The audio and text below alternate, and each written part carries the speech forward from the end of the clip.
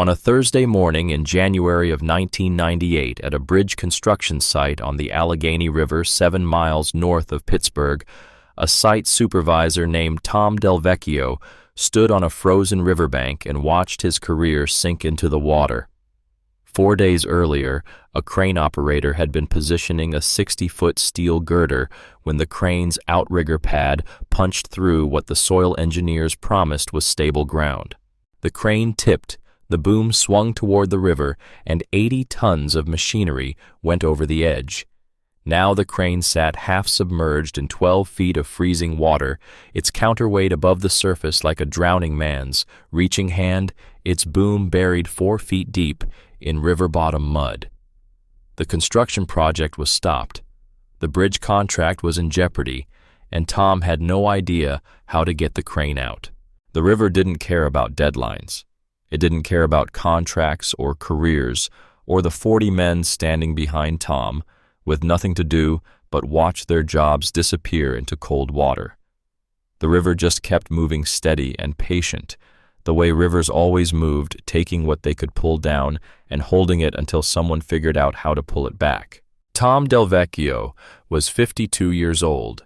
He'd spent 23 years building Delvecchio Construction from a 2-man operation with a used backhoe into a company that employed 40 people and bid on bridge contracts worth millions. 23 years of 16-hour days and 7-day weeks. 23 years of putting everything he had into concrete and steel, and the belief that if you worked hard enough and smart enough, you could build something that lasted. Now he stood on a frozen riverbank in January, watching 80 tons of his company's equipment sit in water cold enough to kill a man in minutes, and all those years felt like they were sinking right along with the crane. The morning air bit at his face with that particular kind of January cold that came off water and settled into bone.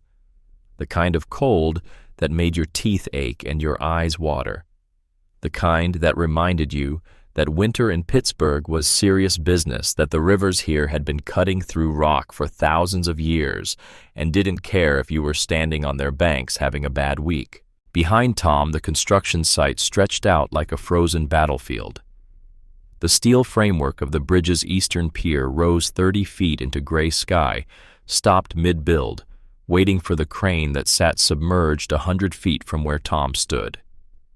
Concrete barriers lined the access road marking the path heavy equipment took from the staging area to the work site. Equipment sat idle under tarps covered against the weather, but useless without the crane to lift in position. 40 men on payroll with nothing to do but wait and watch and wonder if they'd still have jobs by the end of the month. Tom knew most of them by name, knew which ones had kids in college and which ones were supporting elderly parents. Knew who was a month behind on mortgage payments and who'd just bought a new truck he couldn't afford to lose. Knew that when this company went under, and it would go under, if they couldn't recover the crane, 40 families would feel it. The crane operator, Jimmy Reese, stood near Tom, now silent and miserable. Jimmy was 38, had been operating cranes for Delvecchio Construction for 12 years. Good operator. Careful. Not his fault the ground gave way. The soil engineers had marked that spot as stable, had done core samples, had certified the load-bearing capacity, had been wrong.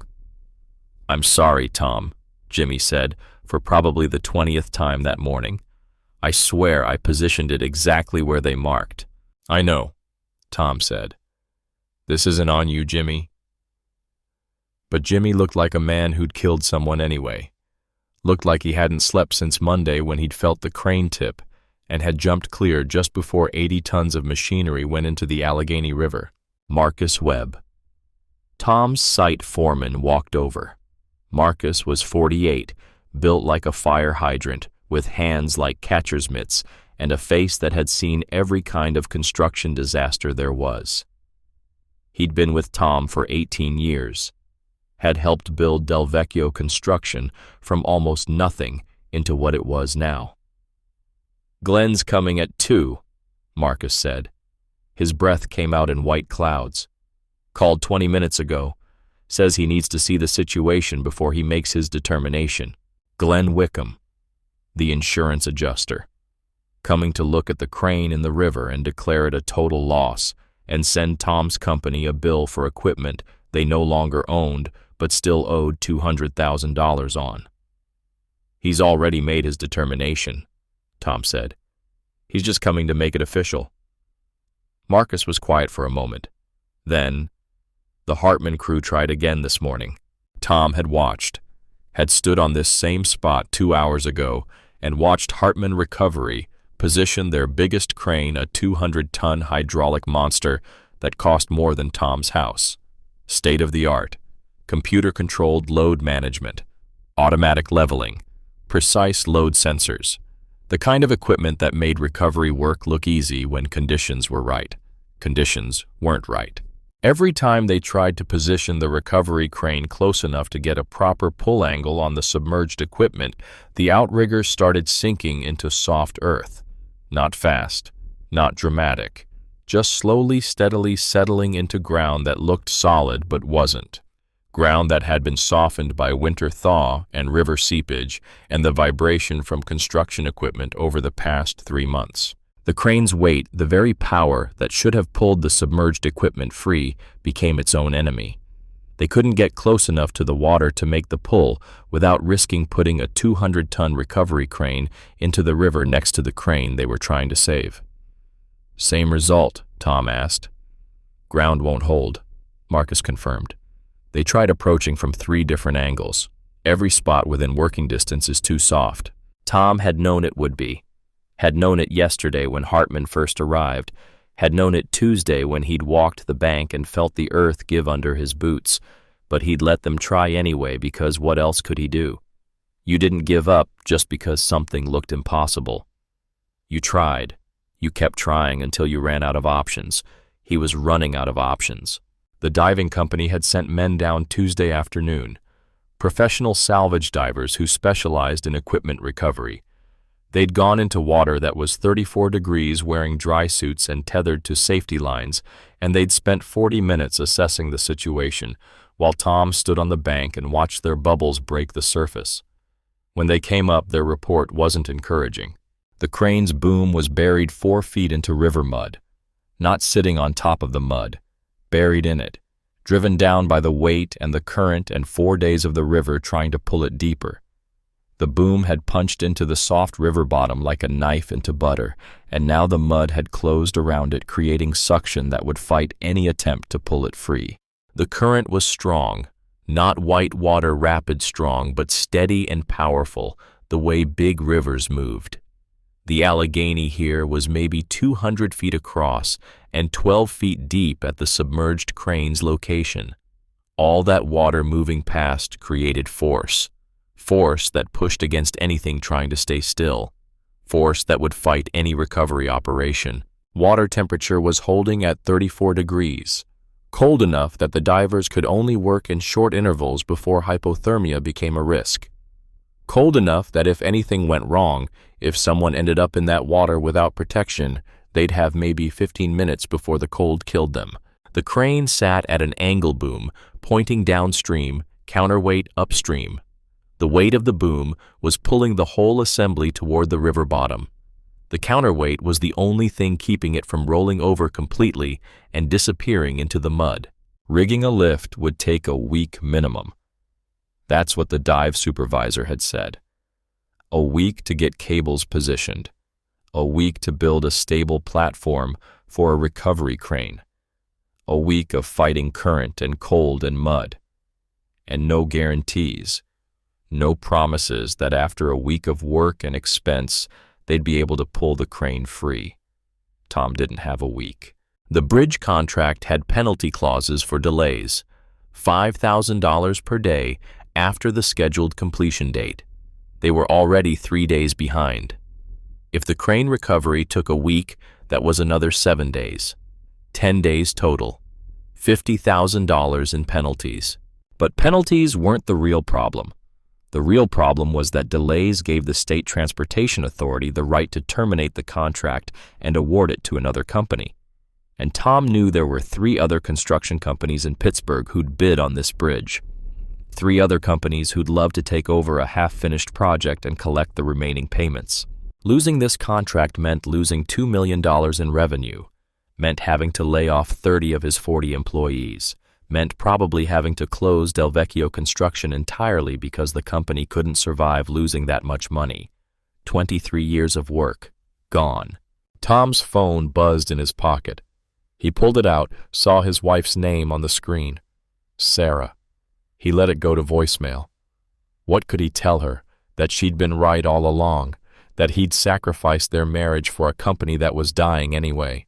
Sarah had left last month, walked out after 26 years of marriage, said she was tired of being married to a job instead of a man, tired of him leaving before dawn and coming home after dark, tired of weekends spent on construction sites, tired of vacations canceled because of project deadlines, tired of feeling like she came in second to concrete and steel and the constant relentless drive to build the company bigger and better and more successful.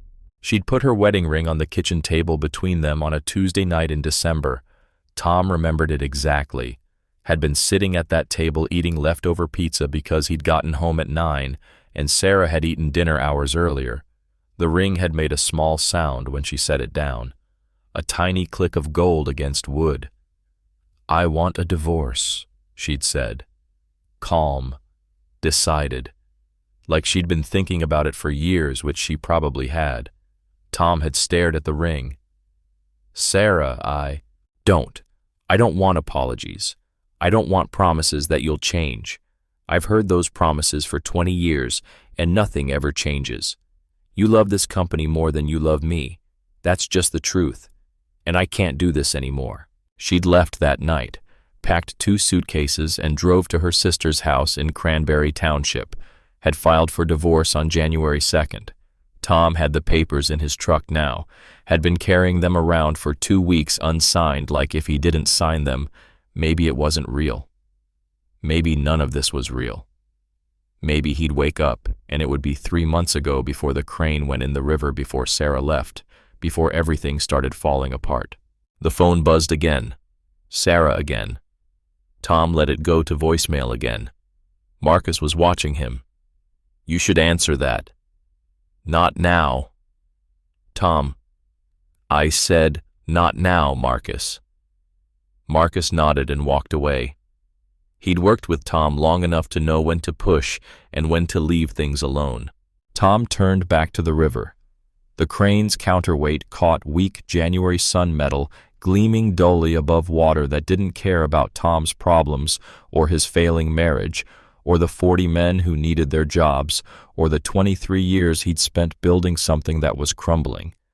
The river just kept moving, cold and patient, and ready to take whatever it could pull down. Tom's phone rang a 3rd time. Different number. Unknown. Tom almost didn't answer. He was standing on a riverbank watching his career end.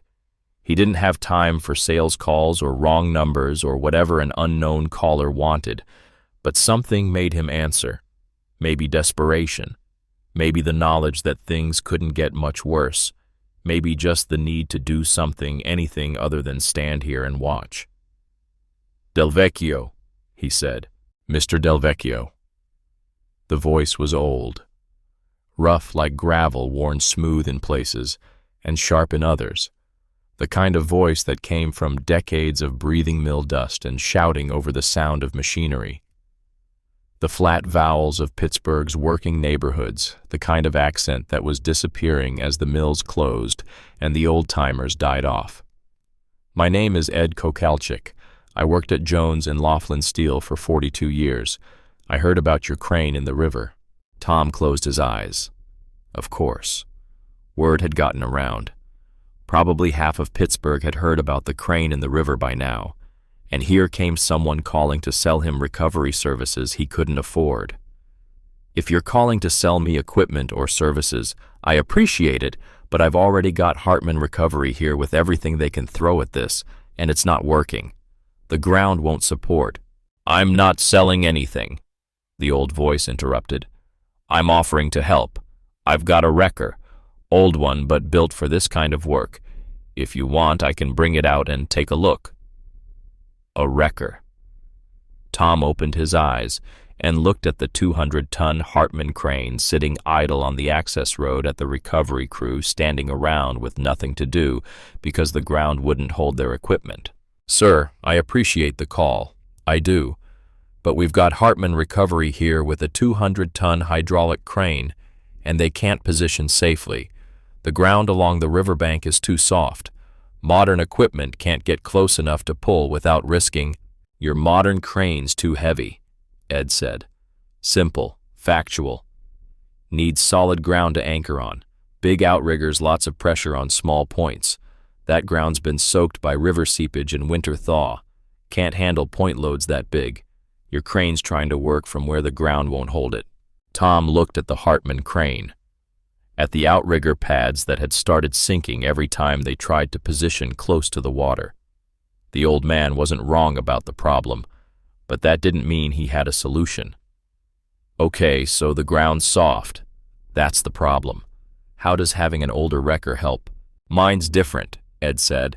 "Lighter frame, spreads the load. Taller boom means I can work from farther back where the ground's stable. Don't need to get close to the water if the boom's tall enough to reach."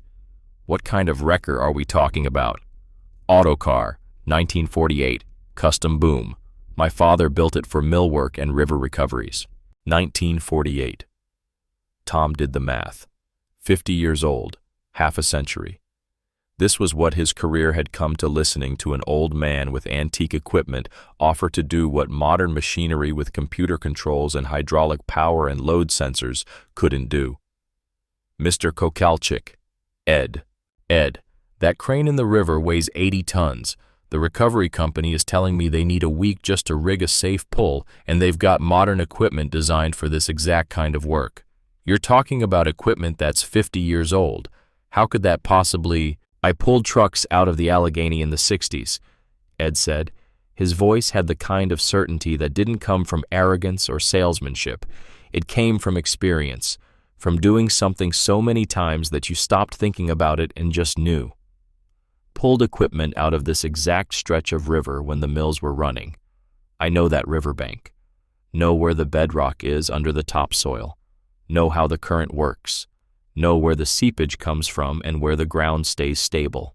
Tom opened his mouth to refuse, to thank the old man politely and hang up, to get back to watching his company die. But something stopped him. Maybe it was the certainty in Ed's voice. Maybe it was desperation.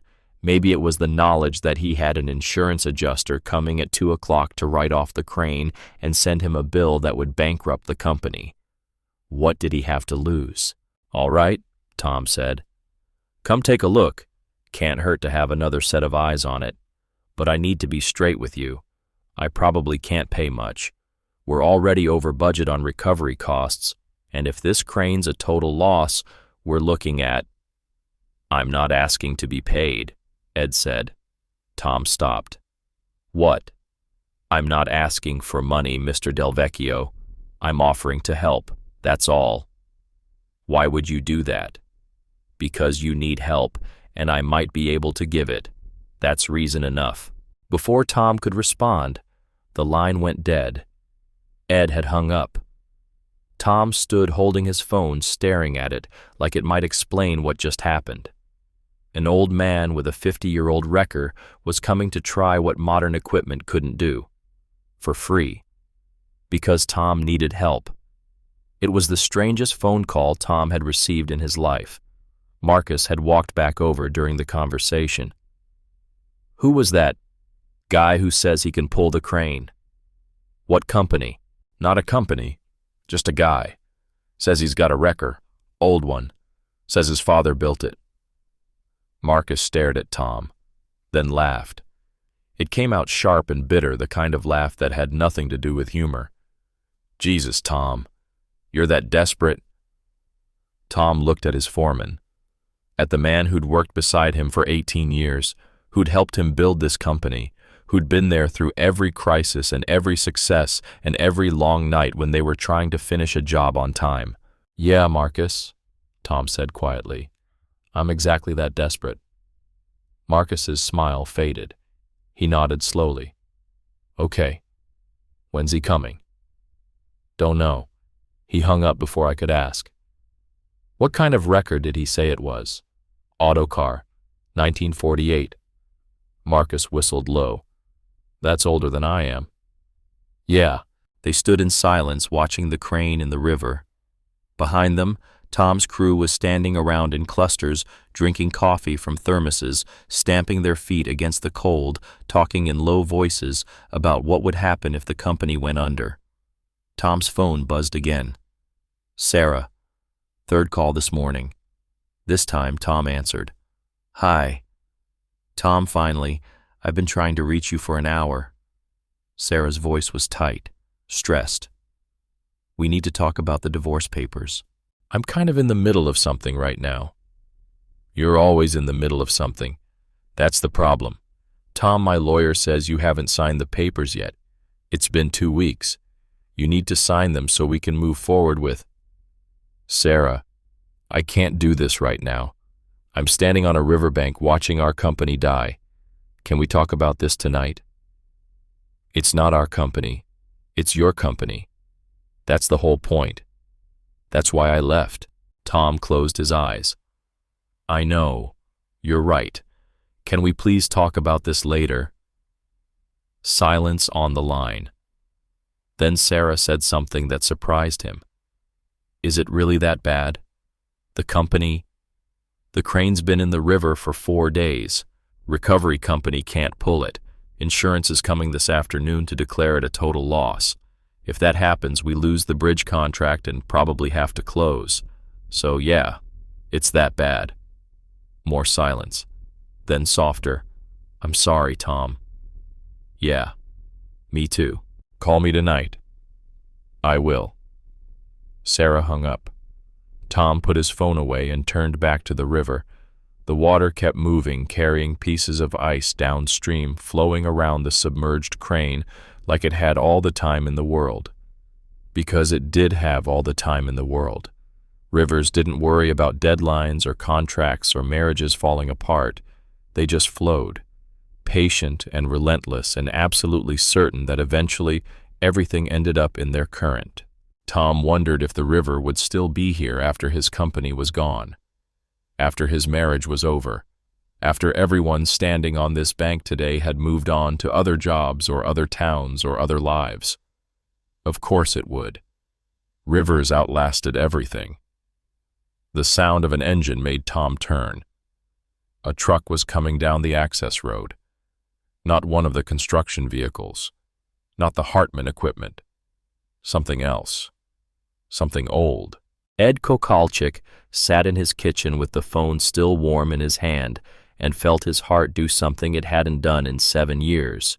It felt useful. 73 years old, and Ed had forgotten what that feeling was like. Not needed. Nobody needed a man his age for anything important anymore. The world had moved on to computers and modern machinery, and young men who knew how to operate equipment Ed had never even seen. Nobody called an old mill worker for help with anything that mattered, but useful, capable of doing something that made a difference. That was different.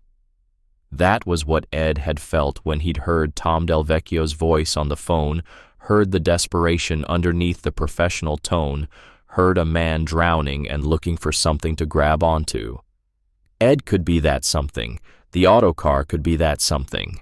The kitchen around him was small and neat, worn the way houses got when one person lived in them for decades. The same Formica table Stefan had built in 1962, its surface marked by years of use, a cigarette burn near one corner from a night in '73 when Ed had fallen asleep reading the paper. The same wooden cabinets Mary had painted yellow in '79, 2 years before the cancer took her, the paint now faded and chipped, but still holding on. The same linoleum floor cream with blue flecks installed in '68, worn thin in front of the sink and stove. This house had been his and Mary's for 42 years. They'd bought it in 1966, with a VA loan, Ed having served 2 years in Korea before the steel mill. Small house. 1,200 square feet. 2 bedrooms, 1 bathroom, a kitchen, barely big enough for the table, and a living room where the TV sat in one corner and Mary's reading chair sat in the other. Mary had died in that reading chair. November of '91. The cancer had eaten her down to nothing over 8 months, and at the end, she'd wanted to be in her chair with a view of the backyard where the maple tree turned colors in the fall. Ed had sat on the floor next to her holding her hand, and when she finally let go, it had been quiet, peaceful, like she was just tired of fighting. The house had felt enormous after that, empty in a way Ed didn't know a house could feel. He'd kept everything exactly the way Mary had left it. Her chair still sat by the window. Her books still lined the shelf Ed had built for her 40th birthday. Her coffee mug, the one with the flowers she'd bought at a yard sale in '84, still sat in the cabinet next to Ed's. 7 years now. 7 years of living in a house built for 2 people, eating at a table, built for family dinners that never happened anymore, sleeping on one side of a bed because the other side was Mary's and always would be. 7 years of being alone. The radio on the kitchen windowsill crackled with scanner traffic. Ed had bought a police scanner in '92, the year after Mary died. Had set it to scan emergency frequencies, fire department paramedics, construction companies.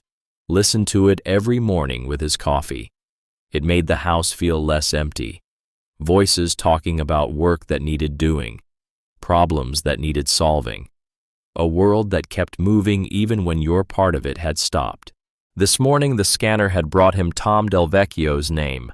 Ed had been scrambling eggs the way Mary used to make them, firm but not hard, with black pepper and just enough salt when he'd heard the call.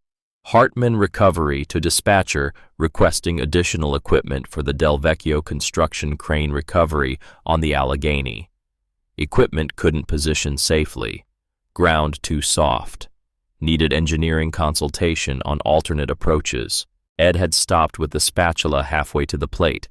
Delvecchio construction, crane in the river, ground too soft. He knew that riverbank.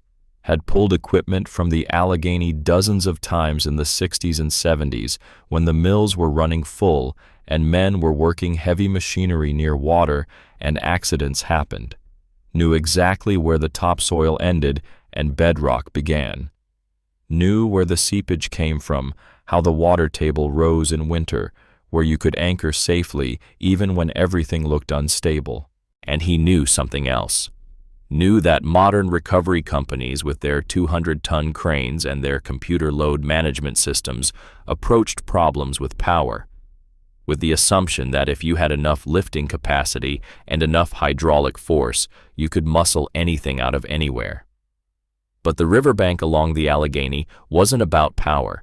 It was about understanding, about reading the ground, about working with physics instead of trying to overwhelm it. Stefan's autocar was built for exactly that kind of work. Ed had looked out the kitchen window at the garage, at the building that had housed the autocar for 50 years, at the truck his father had built by hand, and Ed had kept running through sheer, stubborn determination not to let Stefan's work die.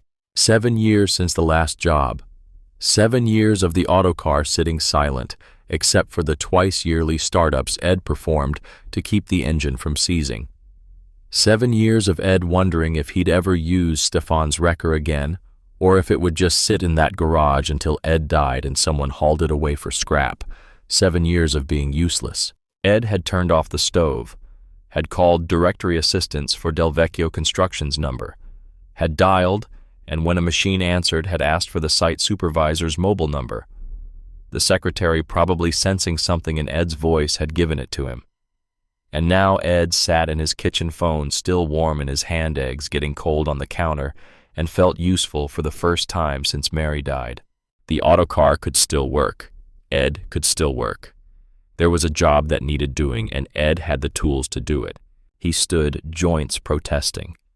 73 years old, and his body reminded him of it every morning. His knees ached from decades of climbing on equipment and kneeling on concrete.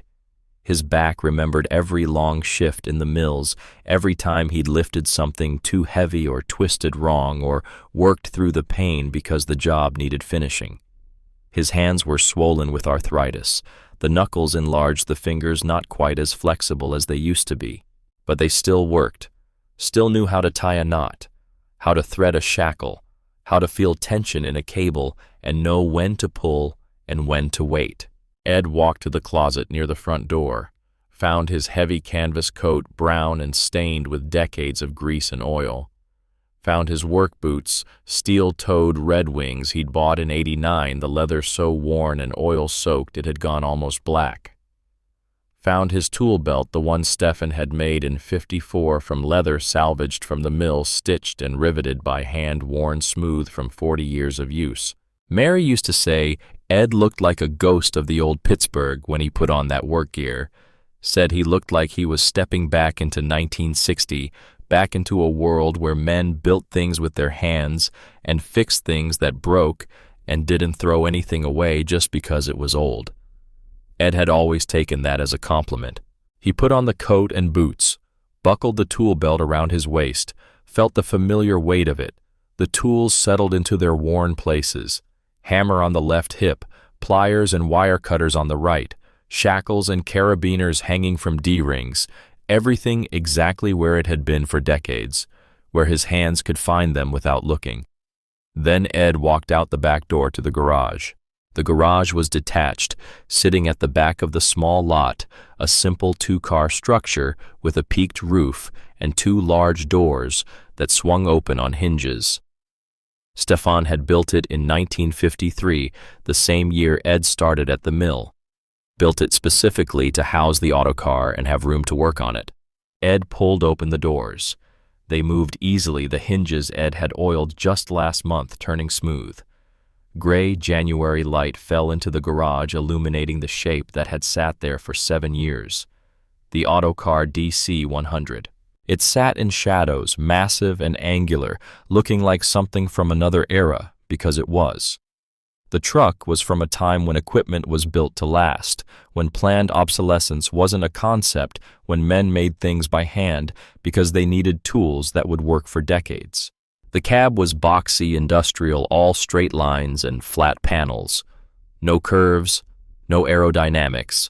Not designed to look good, designed to work. The paint was faded dark green, the original color from when Stefan had first assembled the truck, though it had been repainted twice over the years. Patches of rust showed through at the edges, particularly around the wheel wells and along the bottom of the doors, but the rust was surface only. The frame underneath was solid steel, heavy gauge, built to carry weight and take abuse. Behind the cab rose the boom, 24 feet of welded I-beam vertical, like a flagpole or a radio tower. Stefan's design, Stefan's work. Ed walked around to look at it from the side the way he always did when he came to the garage. The boom was constructed from scrap steel Stefan had salvaged from the mill pieces, cut and fitted and welded with the skill of a man who'd spent his life working metal. The welds were clean, perfect really, smooth beads laid down with steady hands and an eye for precision. Stefan had been a welder at J&L Steel for 30 years before he retired. Had learned the trade in Poland before the war, had brought that knowledge to America in 1938 when he'd fled with nothing but the clothes on his back and the skills in his head. Those welds had held for 50 years, would hold for 50 more if anyone kept the truck running that long.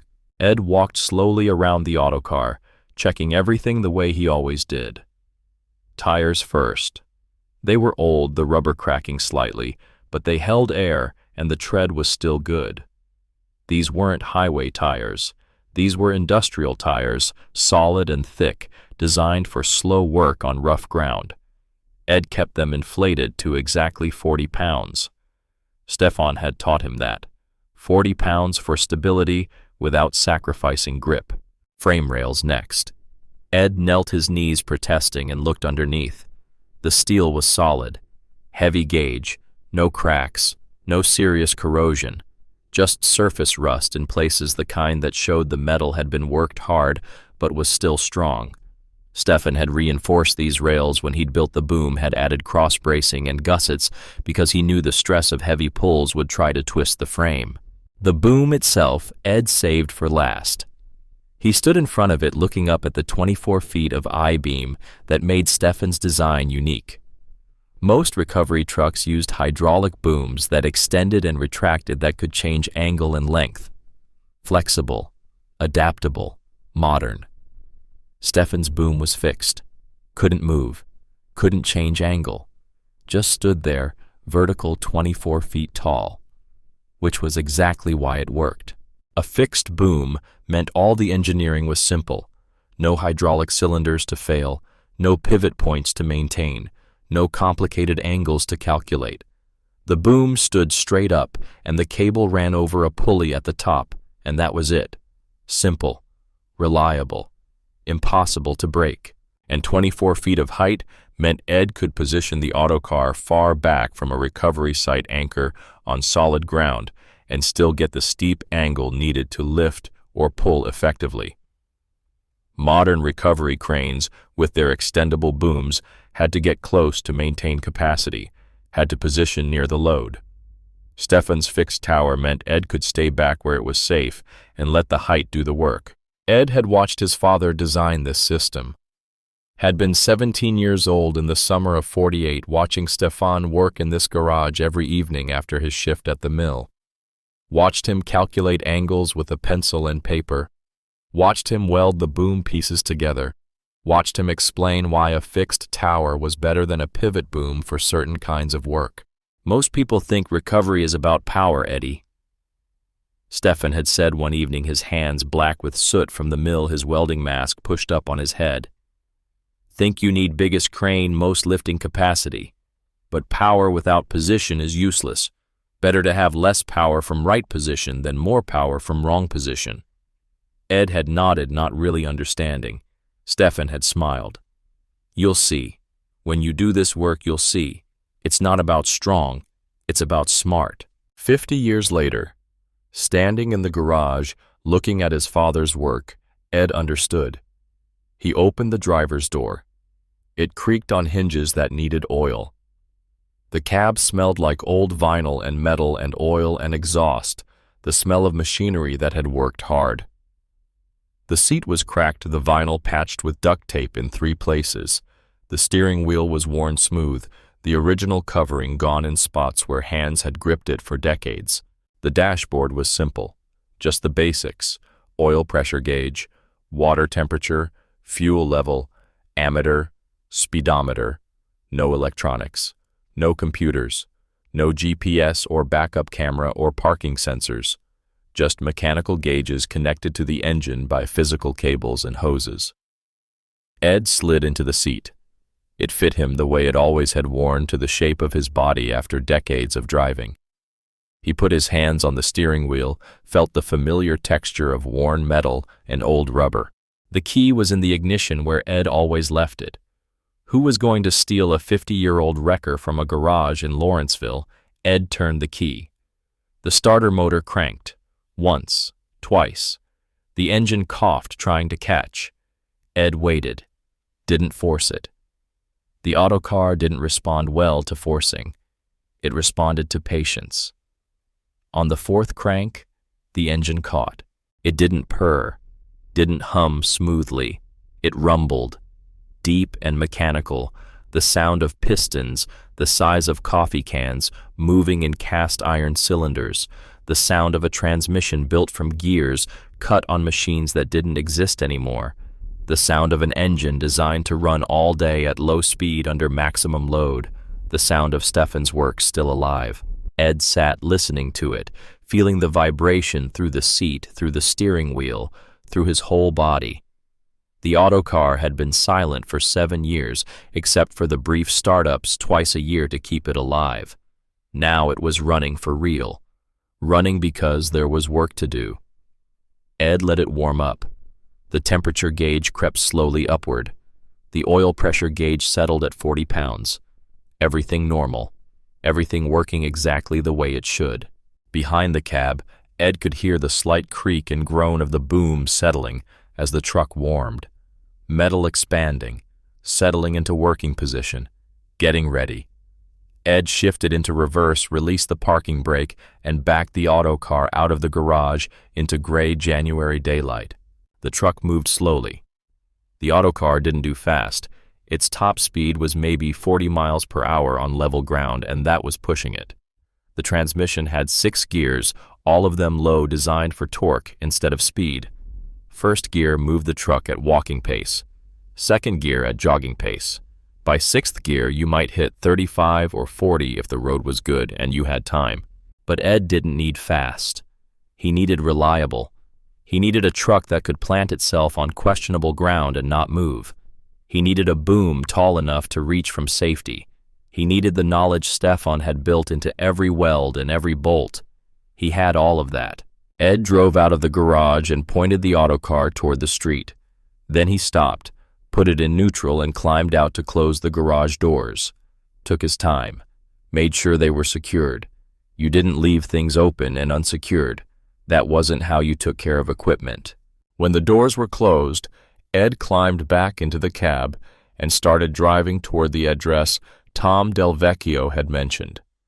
7 miles north on Route 28, along the river. Ed knew the area. Had worked recovery jobs there in the 60s when the mills were running and barges moved up and down the Allegheny carrying steel and coal and raw materials.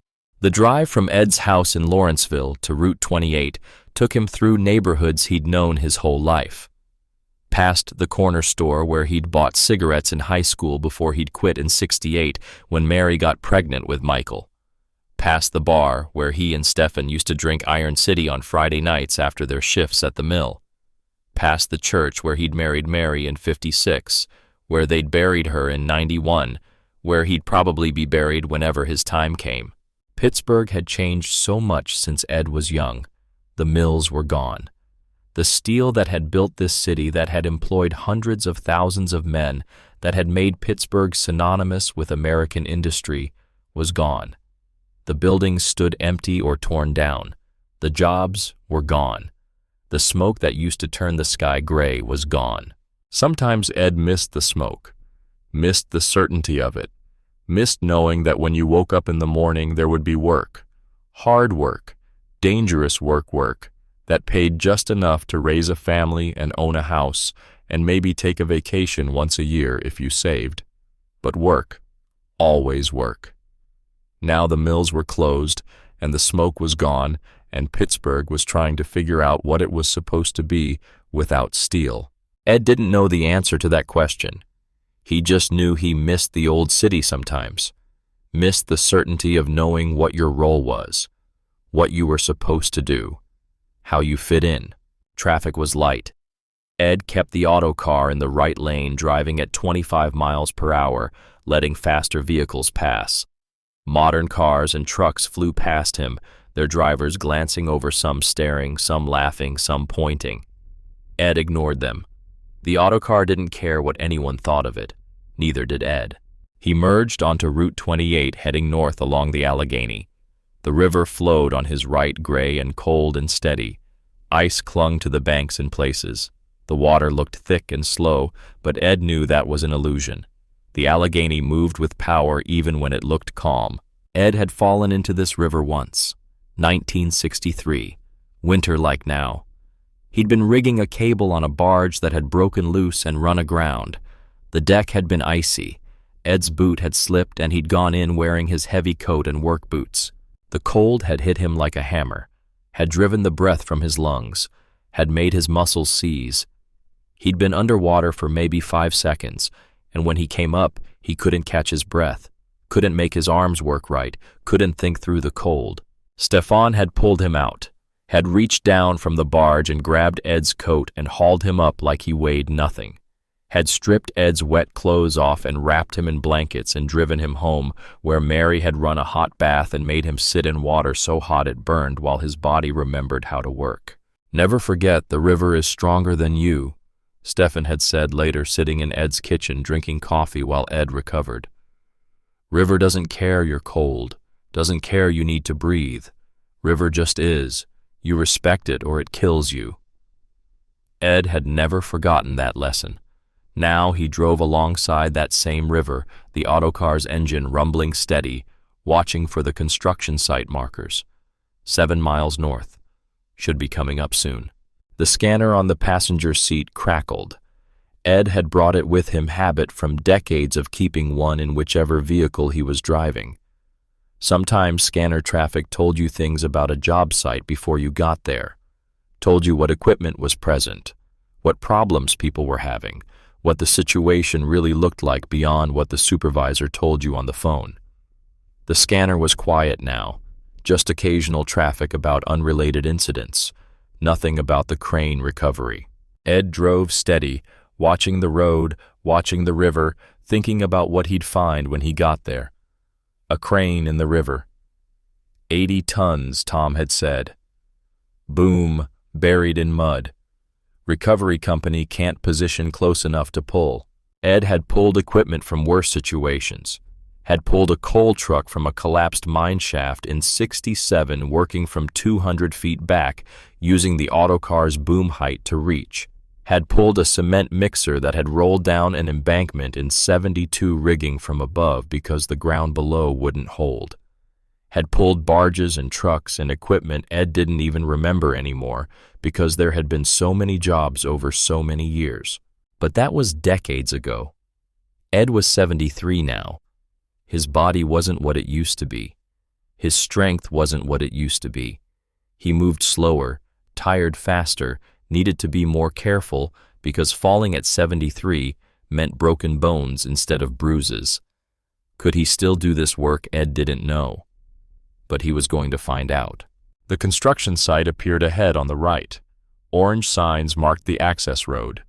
Construction equipment visible through the trees. Ed slowed, turned onto the access road and felt the autocar's tires crunch on gravel, and felt every eye on the site turn toward him. The autocar rumbled down the access road like a ghost from another era, and every person on the Del Vecchio construction site stopped what they were doing and stared. Ed saw them staring. Saw workers setting down coffee cups and thermoses. Saw the Hartman recovery crew turn away from their own equipment to watch. Saw Tom Del Vecchio standing near the river's edge turn around and shield his eyes against the weak January sun to see what was making that sound. The sound of an engine from 1948, deep and mechanical and utterly unlike anything modern. The sound of heavy iron and simple gears, and the kind of engineering that believed in making something once and making it right. Ed drove slowly through the site, navigating around concrete barriers and parked equipment. He could see the river now, see the crane's counterweight sticking up above the water like a steel monument to failure. Could see the Hartman recovery crane sitting idle on solid ground, its massive frame and hydraulic boom looking sleek and powerful and completely useless for the task at hand. A few of the workers laughed as Ed passed. Not mean laughter exactly, but the kind of laughter that came from surprise and disbelief. One of them said something Ed couldn't hear, and the others laughed harder. Ed understood. The autocar looked ridiculous next to modern equipment. Looked like something that belonged in a museum, not on an active construction site. The cab was boxy where modern trucks were aerodynamic. The boom was a simple tower where modern cranes had complex hydraulic arms. The whole truck looked handmade because it was handmade. Ed parked near the gate away from the active work area and shut down the engine. The sudden silence felt profound. Then the wind filled it cold off the river, carrying the smell of water and mud and January cold. Ed sat in the cab for a moment, gathering himself. 73 years old. About to climb out in front of 40 men and try to convince them that this old truck could do what their modern equipment couldn't. About to prove that Stefan's engineering was still relevant 50 years after the man had welded the first beam. Ed opened the door and climbed down, moved carefully. 73-year-old joints didn't forgive carelessness. His knees complained. His back reminded him of all the times he'd lifted wrong or twisted wrong or worked through pain because the job needed finishing. But he got down safely and stood next to the autocar, one hand on the truck's frame, steadying himself. "Mr. Kokalchik." The man walking toward him had to be Tom Delvecchio. Maybe 50, built solid, with the look of someone who'd spent his life on construction sites. Tired eyes, worried face.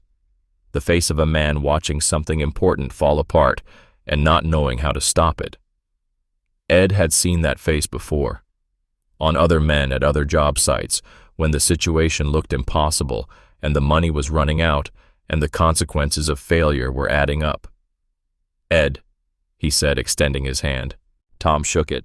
His grip was strong, calloused. Working man's hands. "You, Tom."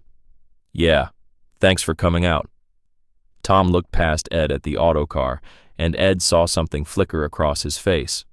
Not quite doubt, not quite hope. Something in between. "That's your truck." "That's her. 1948 autocar DC 100. My father built the boom and recovery system in 48 through 50. Been running ever since." Tom walked around the autocar, slowly studying it. Ed let him look. Better to let people see what they were dealing with than try to convince them with words. "It's a custom build?" Tom asked, looking at the boom welds. "Every bit of it. My father bought a bare chassis from autocar company, built everything else by hand. Boom winch system frame reinforcements. Took him 2 years working nights and weekends." "Why?" Ed looked at Tom. "Because working men needed help and couldn't afford what recovery companies charged. My father was a steel worker. Saw too many guys lose trucks or equipment because they couldn't pay for recovery. Figured he could build something to help." Tom nodded slowly. Then he looked at Ed. Really looked, taking in the 73 years, the work-worn hands, the way Ed moved like a man whose body remembered decades of hard labor. "No disrespect, Ed, but that boom looks homemade, and you look like you should be retired on a beach somewhere. How's any of this supposed to pull an 80-ton crane out of the river when Hartman's got a 200-ton hydraulic system that can't do it?" "Because Hartman's trying to solve the wrong problem," Ed said. "They're trying to power through, trying to muscle the crane out with lifting capacity. But that's not the problem. The problem is ground stability and pull angle. My truck's lighter, spreads its load better. That boom." Ed pointed up at the 24-foot tower. "Means I can work from back where the ground's solid and still get a steep enough angle to break the suction in the mud. And if it doesn't work, then you're no worse off than you are now." Tom studied Ed's face for a long moment. Then he glanced toward the river, toward the crane that had been sitting there for 4 days, toward the insurance adjuster, who would be arriving in a few hours to declare everything a total loss. "All right," Tom said. "Mind if I take a look at the situation first?" "That's what I'm here to do." "Crane's over there." Tom gestured toward the river. "But be careful near the bank. Ground's unstable. We've had a couple spots where people stepped and the earth just gave way." Ed nodded, picked up his tool belt from the autocar's cab and buckled it on. Felt the familiar weight settle around his waist. Then he started walking toward the water. Behind him he heard someone say, "Is that old guy serious?" Someone else laughed. "Looks like Tom's desperate enough to try anything." Ed ignored them. He'd heard worse over the years. Had heard people doubt Stefan's design dozens of times, had proven them wrong dozens of times, would do it again today if his body could hold up. The riverbank was exactly what Ed expected. The ground near the water was soft, soaked by seepage, unstable in the way that earth got when water moved through it constantly. Further back, maybe 80 feet from the water's edge, the ground rose slightly and the soil changed. You could see it in the color and the texture. Darker near the water where moisture stayed, lighter and firmer further back where drainage was better. Ed walked along the bank, not going too close, studying the soil. Every so often he'd kneel his knees protesting and push his fingers into the earth, testing density, testing moisture, testing how the ground would respond to weight.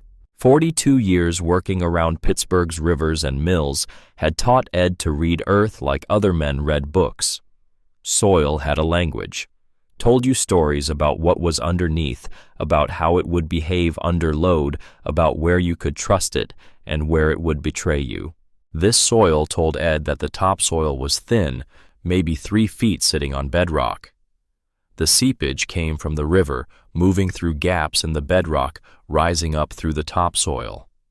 The ground near the water was a sponge, wouldn't hold concentrated loads. Further back where the rise started, the bedrock was closer to the surface and the drainage better. That ground would hold. Ed took a steel rod from his tool belt and started driving it into the earth at different spots, feeling how deep it went before hitting resistance. Mapping the subsurface in his mind, building a picture of where solid ground was and where it wasn't. Behind him, Ed could hear the Hartman crew talking. Couldn't make out words, but heard the tone. Skepticism. Amusement. The kind of talk that happened when professionals watched an amateur try to do their job. Ed didn't care. Let them talk. Results were what mattered. He walked to where the crane sat in the water, studying it from the bank. The counterweight was above the surface, angled upstream. The boom was invisible, buried in river mud pointing downstream. The current pushed against the submerged equipment, steadily trying to roll it deeper. 80 tons, Tom had said. That matched what Ed was seeing. Big crawler crane, probably a link belt or similar. Good equipment, expensive equipment, the kind that could make or break a small construction company. The crane sat in maybe 12 feet of water, not deep by river standards, but deep enough that the mud bottom was soft and thick. The boom had punched through the surface layer and into the river bottom, and now the mud had closed around it like a fist. Suction was the enemy here, not weight, not current. Suction. The mud gripping the boom, fighting any attempt to pull straight up. Try to lift and the suction would just pull harder. The harder you pulled, the harder the mud pulled back. Stefan had taught Ed about suction when Ed was 19, pulling a truck out of a quarry pond. Don't fight straight against resistance, Eddie. Find angle that breaks resistance. Shift weight. Change direction. Make the load move with you instead of against you. Ed studied the angle of the crane, the direction of the current, the position of the counterweight. Built a picture in his mind of how the forces were working. The current pushed the boom downstream. The weight pulled the whole assembly toward the bottom. The counterweight was the only thing keeping the crane from rolling over completely. To pull this out, Ed would need to do 3 things. First, break the suction, not with brute force, but with angle and steady pressure. Pull upward and forward simultaneously, not trying to lift the crane, but trying to shift it. Trying to roll it slightly, change its position, let water flow into the gap where mud was gripping. Second, use the current instead of fighting it. The current wanted to push the boom downstream. Let it. Use that force. Pull from an angle that let the current help instead of hinder. Third, be patient. This wasn't a job you could rush. Rush and the cable broke or the truck tipped or something went wrong. Slow and steady. Let physics work. Let time work. Ed could do this. The autocar could do this. But first he needed to rig it right. Ed walked back from the river's edge, studying the ground, looking for the spot where he'd position the autocar. Found it 80 feet back from the water on the slight rise where the soil was firmer and drier. Drove his steel rod into the earth. Hit resistance at 4 feet. Bedrock. Solid. This was the spot. Ed looked at the concrete Jersey barriers lining the access road. Heavy barriers, 1,200 pounds each, placed to mark the boundary between the road and the work area. Perfect for anchor points. The geometry was coming together in Ed's mind. Autocar here, cable to the first barrier through a snatch block to create mechanical advantage. Second cable to another barrier. Third block on the truck itself. Run the working cable through the blocks to multiply force. Position everything so the final pull came from an angle that would break suction and let the current help. 24 feet of boom height meant the cable would run at a steep angle even from 80 feet back. Steep angle meant less horizontal force, more vertical lift. That was what you wanted when pulling from mud. Straight horizontal pull just dragged the crane through mud, fighting all the way. Angled pull lifted and shifted simultaneously, breaking the grip. Ed walked back toward Tom, who was standing with his foreman and 3 other men, all of them watching Ed with expressions that ranged from curious to openly skeptical. "I can pull it," Ed said.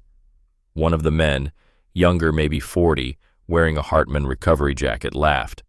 "Sir, no offense, but we've been trying to pull that crane for 4 days with equipment that makes your truck look like a toy. If we can't do it, I don't see how you can." "What's your name?" Ed asked. "Derek Hammond. I'm the senior engineer with Hartman. And I'm telling you, the physics don't work. That crane weighs 80 tons. Your truck weighs maybe 10, maybe 12 tons at most. Even with perfect mechanical advantage, you're trying to pull 8 times your own weight across soft ground and through river mud. The math says no." "Math's not the problem," Ed said. "Approach is. You're trying to deadlift 80 tons, trying to power through. But power's not the answer here. Position is, angle is, understanding how the weight's distributed and how the mud's holding and where the forces are working. That's what engineering is." Derek said, his tone patient but dismissive. "That's what we do. We calculate load forces, we model the stresses, we design recovery systems based on proven principles. What you're describing is guesswork." "It's not guesswork if you've done it 50 times. "When?" Derek challenged. "When did you last do this kind of work?" 1991, Ed admitted. 7 years ago, cement truck through ice on a quarry pond. 7 years, Derek repeated. He looked at Tom. "Tom, with all respect, this man hasn't done recovery work in 7 years. His equipment is 50 years old, and he's suggesting an approach that violates basic engineering principles. I can't recommend that you let him try." Tom looked at Ed, then at Derek, then at the crane in the river. "What have we got to lose? The crane could sink deeper. The mud could shift. We could end up with a total loss that's unsalvageable instead of just difficult. The insurance company's coming at 2 to declare it a total loss anyway," Tom said. "So if Ed makes it worse, we're no worse off than we're going to be in 4 hours." Derek shook his head but said nothing. Tom looked at Ed. "What do you need?" "Time to rig properly. 2 hours, maybe 3. Access to those concrete barriers for anchor points, and for everyone to stay back while I work. Can't have people standing around close. If something breaks loose, I need clear space." "You got it." Tom turned to his crew. "Everyone hear that, give Ed room to work. Nobody goes near the recovery area unless he asks for help." The crew nodded, though Ed could see doubt on most of their faces. They thought he was wasting time, thought he was a crazy old man who didn't know when to quit. They'd know differently in a few hours. Ed walked back to the autocar and began pulling equipment from the toolbox mounted behind the cab. Cable, snatch blocks, shackles, chain. Everything carefully maintained, oiled, inspected. Stefan's tools. Ed's tools. Tools that had been working for 50 years because they were built right and cared for properly. He laid everything out on the ground in order. Organized. Ready. The way Stefan had taught him to prepare for any job. Never rush the setup. Set up wrong and everything else goes wrong. Set up right and the job takes care of itself. Ed looked at the equipment spread on the ground, looked at the autocar with its hand-welded boom, looked at the river and the crane waiting in cold water. Time to prove that Stefan's engineering still worked. Time to prove that old iron and old knowledge could still solve problems the modern world couldn't figure out. Ed picked up the first cable and started walking toward the Jersey barriers. Behind him, Derek Hammond said to Tom, "This is a mistake." Tom didn't answer. Ed worked for 2 hours rigging the pull, and the entire construction crew watched like they were witnessing either a miracle or a disaster in slow motion. He started with the autocar, positioning it exactly where he'd chosen earlier, 80 feet back from the river's edge on the slight rise where the ground was firm. Ed drove the truck forward and back several times, feeling how the earth responded to its weight. The ground settled slightly but held. The tires didn't sink. The frame stayed level. Good. Ed engaged the parking brake, shut down the engine, and climbed out. Checked the ground around each tire. Still solid. The autocar weighed 20,000 pounds, and that weight was distributed across 8 tires, each one wide and industrial. 2,500 pounds per tire. Not enough point pressure to sink into this ground.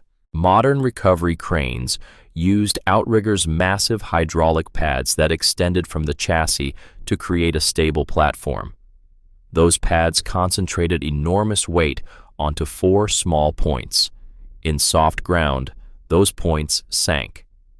The autocar didn't have outriggers, didn't need them. The truck itself was the platform, and its weight spread across enough area that even soft ground could hold it. That was part of Stefan's design. No outriggers to sink, no complicated stabilization system. Just a heavy truck on good tires relying on basic physics instead of hydraulic complexity. Ed walked to the first Jersey barrier, the one positioned closest to his pull line. The barrier was massive concrete and steel, 1,200 pounds of dead weight sitting on the ground. Ed pulled a heavy-duty snatch block from his tool belt, a pulley system in a steel frame designed to redirect cable while maintaining tension. The block was decades old, but well maintained. The sheave turned smoothly when Ed spun it with his hand. The frame showed no cracks. He secured the snatch block to the barrier using a chain and shackle, wrapping the chain around the barrier's base, threading it through the block's anchor point, closing it with the shackle. Pulled hard on the chain to test the connection. The barrier didn't move. The chain didn't slip. The shackle held. Good. Ed walked to the second barrier 30 feet further along the access road and repeated the process. Another snatch block. Another chain. Another shackle. Everything checked twice. The geometry was important.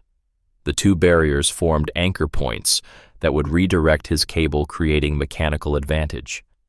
One cable from the autocar's winch would run through these blocks, doubling back on itself, so that pulling 1 foot of cable actually moved the load 2 feet. With 3 blocks total, including one fixed to the autocar's frame, Ed would have 3-to-1 mechanical advantage. That meant the autocar's 10-ton winch capacity effectively became 30 tons of pulling force. Not enough to lift the crane directly, but enough to shift it, to break suction, to coax it into moving. Ed walked back to the autocar and opened the winch housing. The drum sat horizontally behind the cab, driven by a power takeoff from the transmission. Stefan's design used mechanical gears, not hydraulics. Turned the transmission engagement and engine power transferred through a series of reduction gears to the winch drum. Slow speed, enormous torque. The drum held 200 feet of cable, half-inch steel wire rope, wound tight and neat. Ed pulled the free end and began walking it toward his anchor points. The cable was heavy, maybe a pound per foot, stiff from age and oil, but still flexible enough to work properly. Ed checked it as he walked, running it through his hands, feeling for broken strands or weak spots. Found none. The cable was good. Ed threaded the cable through the first snatch block, redirecting it 90 degrees. Then, through the second block, redirecting it again. The cable now ran from the autocar through 2 anchored blocks and back toward the truck, where Ed secured it to a third block mounted on the autocar's frame itself. Now the working end of the cable ran free, pointing toward the river, ready to connect to the crane. Ed looked at the geometry. The cable ran 80 feet from the autocar to the water's edge, but because of the blocks and redirections pulling, that cable would create forces multiplied by 3. The autocar would pull 1 foot and the crane would move 3 feet. That was the theory. In practice, there would be friction losses in the block stretch, in the cable slip, in the connections. The 3-to-1 advantage would really be maybe 2.5 to 1, still better than pulling direct. And the angle was right. From 80 feet back and 24 feet high, the cable would approach the crane at roughly a 17-degree angle from horizontal, steep enough to provide lift, shallow enough to provide forward pull, the perfect combination to break suction and shift weight. Tom Delvecchio had been watching from a distance. Now he walked over. "That's a lot of cable," Tom said. "Need it for mechanical advantage. Every time the cable changes direction through a block, I double the force. 3 blocks means 3 times the pulling power. Will that be enough? For pulling straight, no. For shifting the weight and breaking suction, should be." "Should be," Tom repeated. "Nothing's certain until you try it," Ed said. "But the math works. The geometry works. If the ground holds and the cable holds and I can get proper hookup on the crane, it'll work." "What about you?" Tom asked. "That water's 34 degrees. You're going to wade in there and hook up the cable yourself." Ed looked at the river, at the water moving cold and steady past the submerged crane. "Have to. Can't rig it from here. Someone needs to go in and find the right attachment point on the crane. Has to be the right point or the pull won't work properly." "Ed, you're 73 years old. That water could kill you." "Could kill anyone," Ed agreed. "But I know what I'm looking for. Know where to attach. Someone else goes in, they might hook it wrong, might not understand the angles. Rather do it myself and know it's right." Tom looked like he wanted to argue. But what could he say? Ed was right. You couldn't rig a recovery from a distance. Someone had to get wet. "How long will you be in the water?" Tom asked. 5 minutes. Maybe 10. Long enough to swim out, find the hook point, secure the shackle, swim back." "You're not swimming," Tom said firmly. "We've got chest waders. You'll wade in with a safety line. My crew will be on the bank holding the line. If you go under or start having trouble, they pull you out immediately." Ed nodded.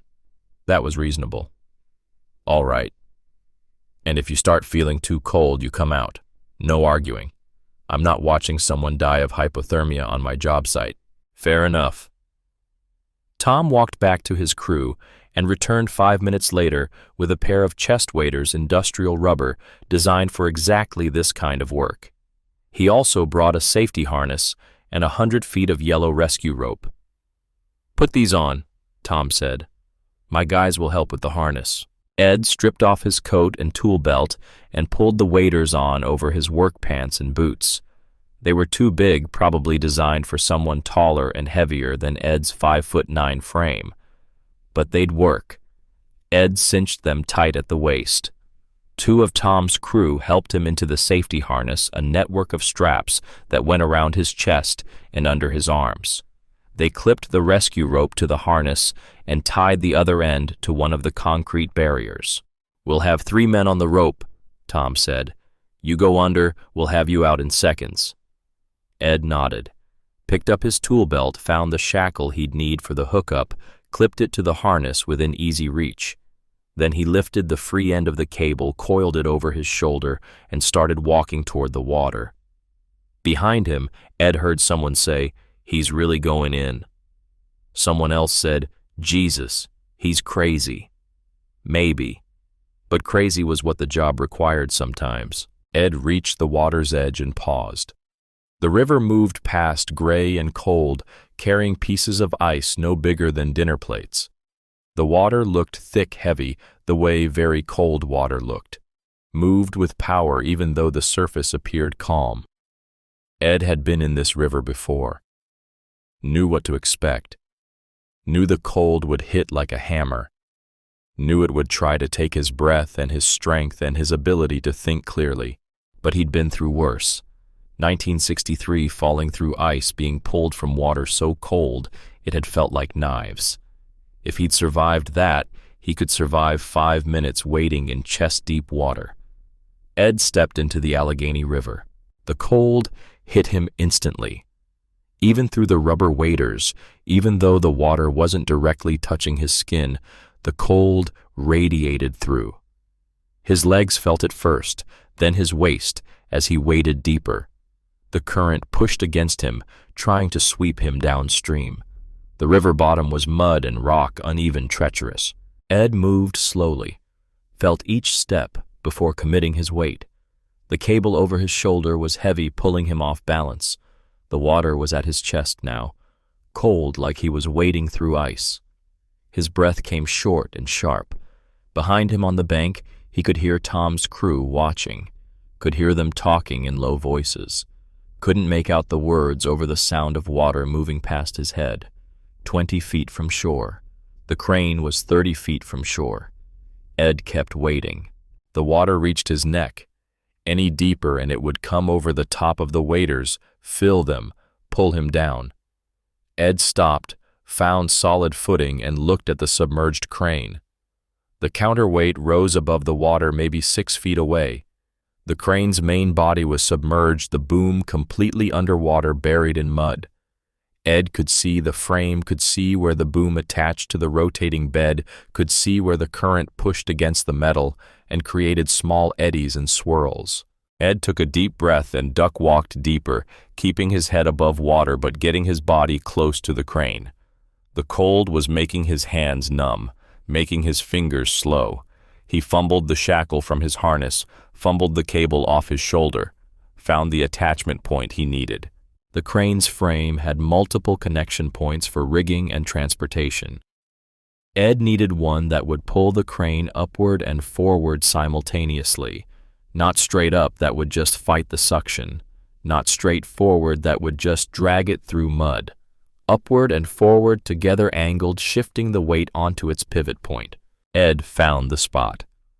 A structural member on the frame, solid steel designed to take load. He threaded the cable through. His hands were so cold now that he could barely feel what he was doing. Moving on memory and experience, fingers doing work they'd done 1,000 times even though he couldn't feel them doing it. Got the cable through, got the shackle positioned, started threading the pin. His fingers slipped. The pin dropped. Ed watched it fall toward the water, grabbed for it, caught it somehow even though his hands felt like blocks of wood. Tried again. Got the pin started. Threaded it home. Tightened it as much as his numb hands could manage. Pulled on the connection. Hard as he could. The shackle held. The cable held. Good enough. Ed turned and started wading back toward shore. The current pushed from behind, now helping, but his legs were weak from the cold. His whole body was shaking. The bank looked very far away even though it was only 30 feet. Ed kept moving. One step, another step. His feet found rocks, found mud, found bottom. 20 feet from shore. 15 feet. His legs gave out. Ed went down cold water, closing over his head for a second before the safety line went taut, and Tom's crew hauled him upright. He surfaced gasping, and they pulled him toward shore, 3 men on the rope dragging him through water and onto dry ground. Ed lay on the frozen earth, shaking so hard his teeth chattered, and distantly heard Tom shouting for blankets and hot coffee. Someone wrapped him in blankets. Someone else pressed a cup of hot liquid into his hands. Ed tried to drink, but his hands shook so badly he spilled half of it. "You got hypothermia?" Tom asked, his face close to Ed's, worried. Ed shook his head. Just cold. We need to get you to a hospital." No. Just need to warm up."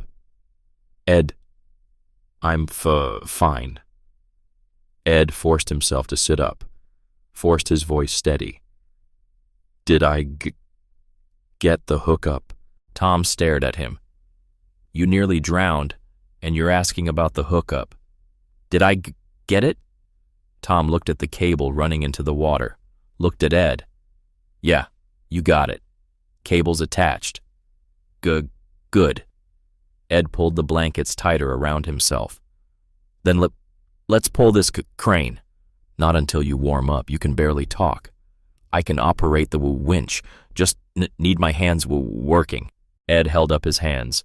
They were white, bloodless, shaking. But as he sat there wrapped in blankets, drinking hot coffee, feeling returned slowly. Painful feeling like needles in his fingers and toes. But feeling. After 20 minutes, Ed could hold the coffee cup without spilling. After 30 minutes, he could stand without help. After 40 minutes, his speech was clear and his hands steady enough to work. "I'm ready," Ed said. Tom looked at him like he was crazy, which was fair. Ed felt crazy, felt like he should be at home in a warm bed instead of standing on a frozen riverbank preparing to operate 50-year-old equipment. But the cable was rigged. The hookup was made. The geometry was right. Time to pull. Ed walked to the autocar still wrapped in one blanket over his shoulders, climbed into the cab, started the engine. It caught immediately, rumbled to life, settled into its familiar rhythm. Ed engaged the power takeoff for the winch, heard the gears mesh, felt the vibration change as power transferred from the engine to the winch drum, put his hand on the winch control lever. Tom appeared at the driver's window. "You sure about this?" "No," Ed said honestly, "but it's worth trying." Tom nodded, stepped back, raised his hand to his crew. "Everyone clear the recovery area. Give the truck room." The crew moved back. Even Derek Hammond, who'd been standing with his arms crossed, backed up to safe distance. Ed looked at the cable running from the autocar through the snatch blocks toward the water, looked at the crane's counterweight visible above the surface, thought about Stefan building this truck, building this boom, designing this system 70 years ago because he believed in helping people who needed help. "All right, Pa," Ed said quietly. "Let's see if it still works." He pulled the winch control lever. The drum began to turn. The sound was deep and mechanical, the kind of sound that came from gears as big as dinner plates, meshing with other gears, transferring power through solid steel instead of hydraulic fluid. Slow, steady, relentless. The cable went taut. For 30 seconds, nothing visible happened. The cable stretched slightly, taking up slack, distributing tension through the system. The snatch blocks creaked as the cable pulled against them. The autocar's frame groaned as forces transferred through its structure. Then the crane moved. Not much, just a tiny shift, the slightest tilting of the counterweight. But it moved. Ed held steady pressure on the winch control, didn't try to force it, didn't try to rush, just maintained constant tension, letting the forces work, letting physics do what mathematics said it should do. The cable stretched tighter. The autocar's boom swayed slightly under load. Ed felt the truck settle deeper into the ground as its tires compressed, but they didn't sink. The ground held. The crane shifted again. More this time. The counterweight tilted noticeably as the boom underneath began to break free from the mud's grip. Ed heard the sound from the river, a deep, wet sucking sound, the sound of mud releasing its hold, the sound of 80 tons of steel beginning to move after 4 days of being stuck. "Holy shit," someone said from the crew, "it's moving." Ed kept the winch turning. Slow. Steady. The cable moved at walking pace, maybe 2 feet per minute, but it moved continuously. Never stopped. Never jerked. Just steady pressure breaking suction, shifting weight, coaxing the crane to move with the pull instead of fighting it. 5 minutes later, the boom broke completely free from the mud. The sound was like a massive cork being pulled from a bottle. The crane lurched forward in the water. The counterweight rose higher as the whole assembly pivoted on its underwater tracks. 10 minutes later, the crane was moving steadily through the water toward shore, being pulled by a wrecker that weighed 1/8 as much. 15 minutes later, the crane reached shallow water. Its tracks found bottom. It began to crawl up the bank under its own weight, guided by the cable pulled by the autocar's steady winch. 20 minutes later, the crane sat on dry land, dripping river water, covered in mud, but out. Ed shut down the winch, set the brake, cut the engine, climbed out of the autocar. His whole body hurt. His back screamed. His legs were weak from the cold and the stress. His hands barely worked. But the crane was out. Tom Delvecchio stood staring at the crane, then at the autocar, then at Ed. "You did it," Tom said quietly. Jesus Christ, you actually did it. Ed nodded, too tired to speak. He walked to the cable and began disconnecting the shackle from the crane. His hands shook, but he managed it. Began coiling the cable, working slowly, methodically, the way Stefan had taught him. Never leave equipment rigged after a job. Always put it away properly. Cable gets kinked, it weakens. Gets weak, it breaks when you need it. Tom walked over. Ed, stop. Let my crew handle that. My cable, Ed said. My responsibility. Ed, you're shaking. You just pulled a crane out of a river and you're barely standing. Please, let my guys help. Ed looked at Tom, saw genuine concern there, saw respect. All right, Ed said finally. Tom called over 2 of his crew members. Help him coil this cable. He'll tell you how. Do exactly what he says. The 2 men came over, young guys, maybe 30. They looked at Ed with something like awe. Show us how, one of them said. Ed showed them. How to coil without kinking. How to check for damage as you coiled. How to store it so it would be ready next time. When the cable was coiled and secured in the autocar's toolbox, when the shackles and blocks were stowed, when everything was put away properly, Ed stood next to the truck and finally let himself feel how exhausted he was. 73 years old. Just pulled 80 tons of crane out of a river. His body was done. Tom appeared next to him with a thermos. Coffee. Hot. Drink it. Ed took the thermos in hands that could barely grip and drank. The coffee was hot enough to burn. It felt like salvation. How much do I owe you? Tom asked. Nothing. Ed, you just saved us $500,000, maybe saved my company. I have to pay you something. You don't owe me anything. Your crane's out. That's enough. Why would you do this for free? Ed looked at the autocar, at the boom Stefan had welded by hand, at the truck that had been built to help people, at the work that had made Ed feel useful again for the first time in 7 years. My father built this truck to help people, Ed said. Steel workers mostly. Men who couldn't afford the fancy recovery companies. He never charged much, sometimes didn't charge at all. He said helping people was what the truck was for. Ed looked at Tom. That's still what it's for. Tom pulled out his wallet, took out every bill in it, maybe $300. At least take this.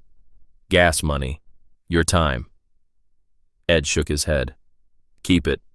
Buy your crew lunch. They've had a rough week. Tom stood there holding the money, looking like he didn't know what to say. I won't forget this, Tom finally managed. Ed nodded, climbed back into the autocar. His body protested every movement. The engine coughed, caught, settled into its rumbling idle. Ed put it in gear and began driving away from the construction site. Drove at 25 miles per hour, the boom swaying slightly while Tom's crew stood and watched him go. In the autocar's side mirror, Ed could see them, could see Derek Hammond standing next to the Hartman recovery equipment staring, could see Tom with his crew talking animatedly, could see the crane sitting on dry land mud dripping from its frame. Ed drove home slowly, following Route 28 south along the river, and for the first time in 7 years, he felt like he'd done something that mattered. Felt like Stefan would have been proud. Felt like maybe being 73 years old didn't mean being useless after all. The autocar rumbled through Pittsburgh streets, and Ed Kokalchik drove it home to the garage where his father had built it 50 years ago, where it would wait until the next time someone needed help, because that's what it was for. Ed drove home with his body aching and his hands still numb from the cold water and the feeling that he'd just stepped back into a life he thought was over. The autocar's heater worked, barely pushing warm air into the cab that did little against the bone-deep chill from 20 minutes in the Allegheny River. But Ed barely noticed the cold anymore. His mind was replaying the pull, the moment when the cable went taut and the crane shifted, the sound of mud releasing its grip. replaying the look on Tom Delvecchio's face when 80 tons of steel had crawled out of the water pulled by equipment everyone thought was too old to matter. The drive back took 40 minutes at the autocar's maximum comfortable speed of 30 miles per hour. Ed stayed in the right lane, let faster traffic pass, ignored the stares and the occasional horn from drivers who couldn't understand why anyone would drive something so slow on a modern road. When Ed finally turned onto his street in Lawrenceville, when he pulled into his driveway and backed the autocar into its garage, when he shut down the engine and sat in the sudden silence listening to metal tick and cool, he realized he was exhausted in a way he hadn't been exhausted in years. The exhaustion of doing real work, of using your body and your mind and your skills for something that mattered. The kind of exhaustion that hurt but felt good. The kind that meant you'd accomplished something. Ed climbed out of the cab slowly. Every joint protested. His back felt like someone had driven nails into his spine. His legs were weak. His hands barely worked. But he'd pulled a crane out of the Allegheny River. At 73 years old, with 50-year-old equipment, Ed had done what modern machinery couldn't do. He walked into his house, stripped off his damp clothes, and stood in a shower hot enough to hurt, letting the water work the cold out of his bones. Stood there for 20 minutes until his fingers and toes felt normal again, until the shaking stopped, until his body remembered it was supposed to be warm. After the shower, Ed made himself eggs and toast, simple food that his hands could manage. Ate standing at the kitchen counter, too tired to sit at the table properly. Drank 3 cups of coffee. Felt human again. The phone rang. Ed almost didn't answer, but habit made him pick it up. "Hello, Mr. Kokalchik. This is Margaret Hartman, from Hartman Recovery." Ed set down his coffee cup. "Ma'am, I'm calling because I wanted to apologize." Her voice was controlled professional, but Ed heard something underneath it. Not quite anger, more like frustrated respect. "Derek Hammond shouldn't have spoken to you the way he did at the Delvecchio site. He was out of line." "He was protecting his reputation," Ed said. "Can't fault a man for that." Still, he was rude, and more importantly, a pause. Then the words came out like they'd been forced. "You did something my crew couldn't do, with equipment that by any reasonable measure shouldn't have worked. Tom Delvecchio's been calling everyone in Pittsburgh to tell them about the old guy with the old truck who saved his project. Word's getting around fast." Ed didn't know what to say to that. "I'd like to understand how you did it," Margaret continued.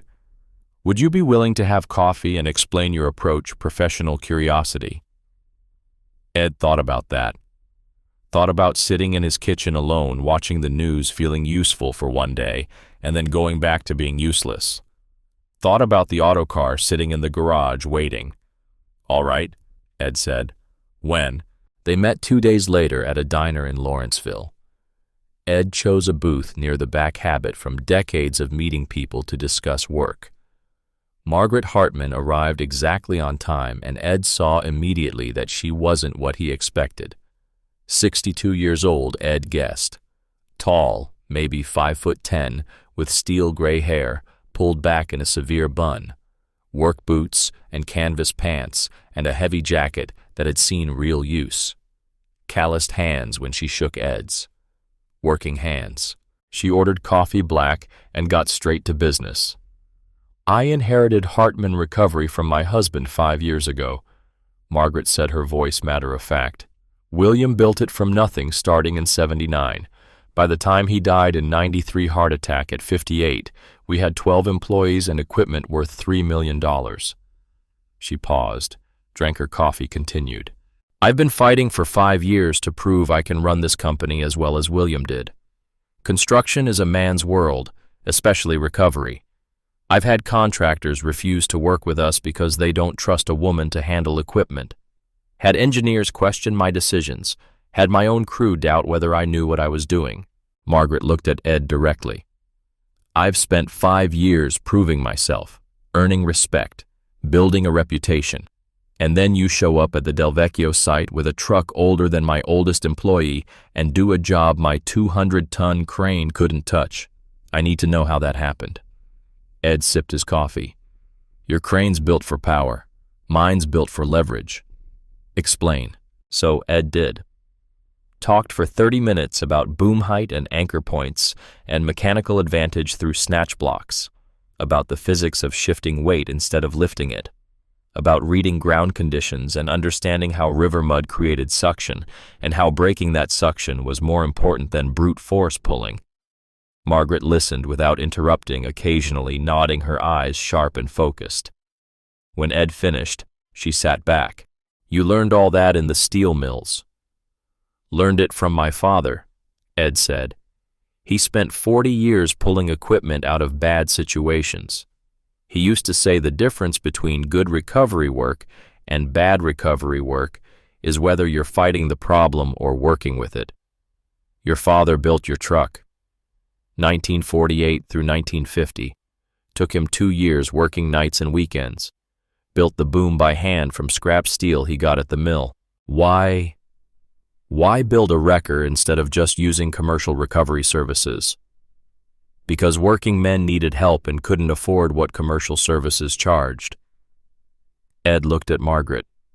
"No offense, none taken." She smiled slightly, the first smile Ed had seen from her. "My husband used to say the same thing. Said he got into recovery work because someone had to help the little guys. Then the business grew, and suddenly we were charging what the little guys couldn't afford. It bothered him.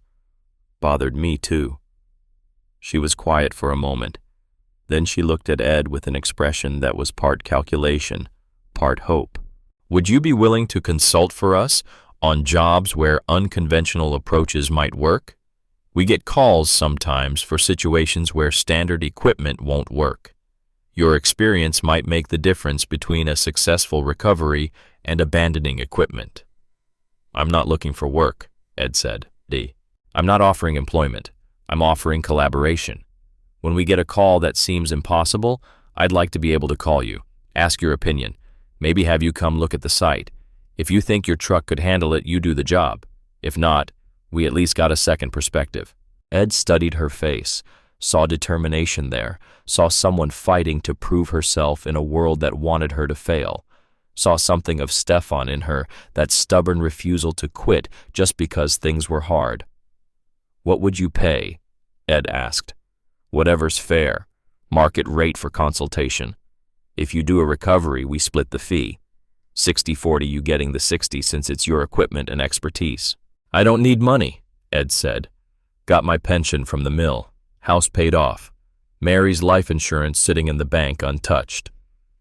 "Then why did you help Tom Delvecchio?" "Because he needed help." Margaret looked at Ed for a long moment. "You're serious? You pulled that crane for free? That's what the truck's for." "Most people don't think that way anymore.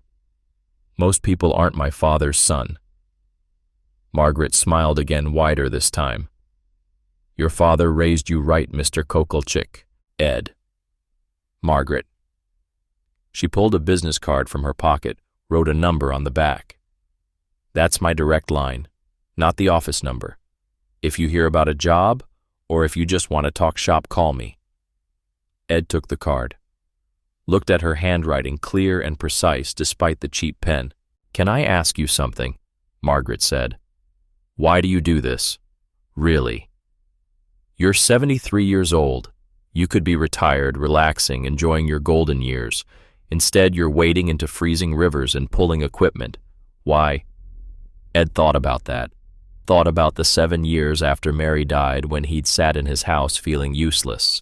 Thought about how it felt standing on Tom's job site knowing he could help. Knowing the auto car could help.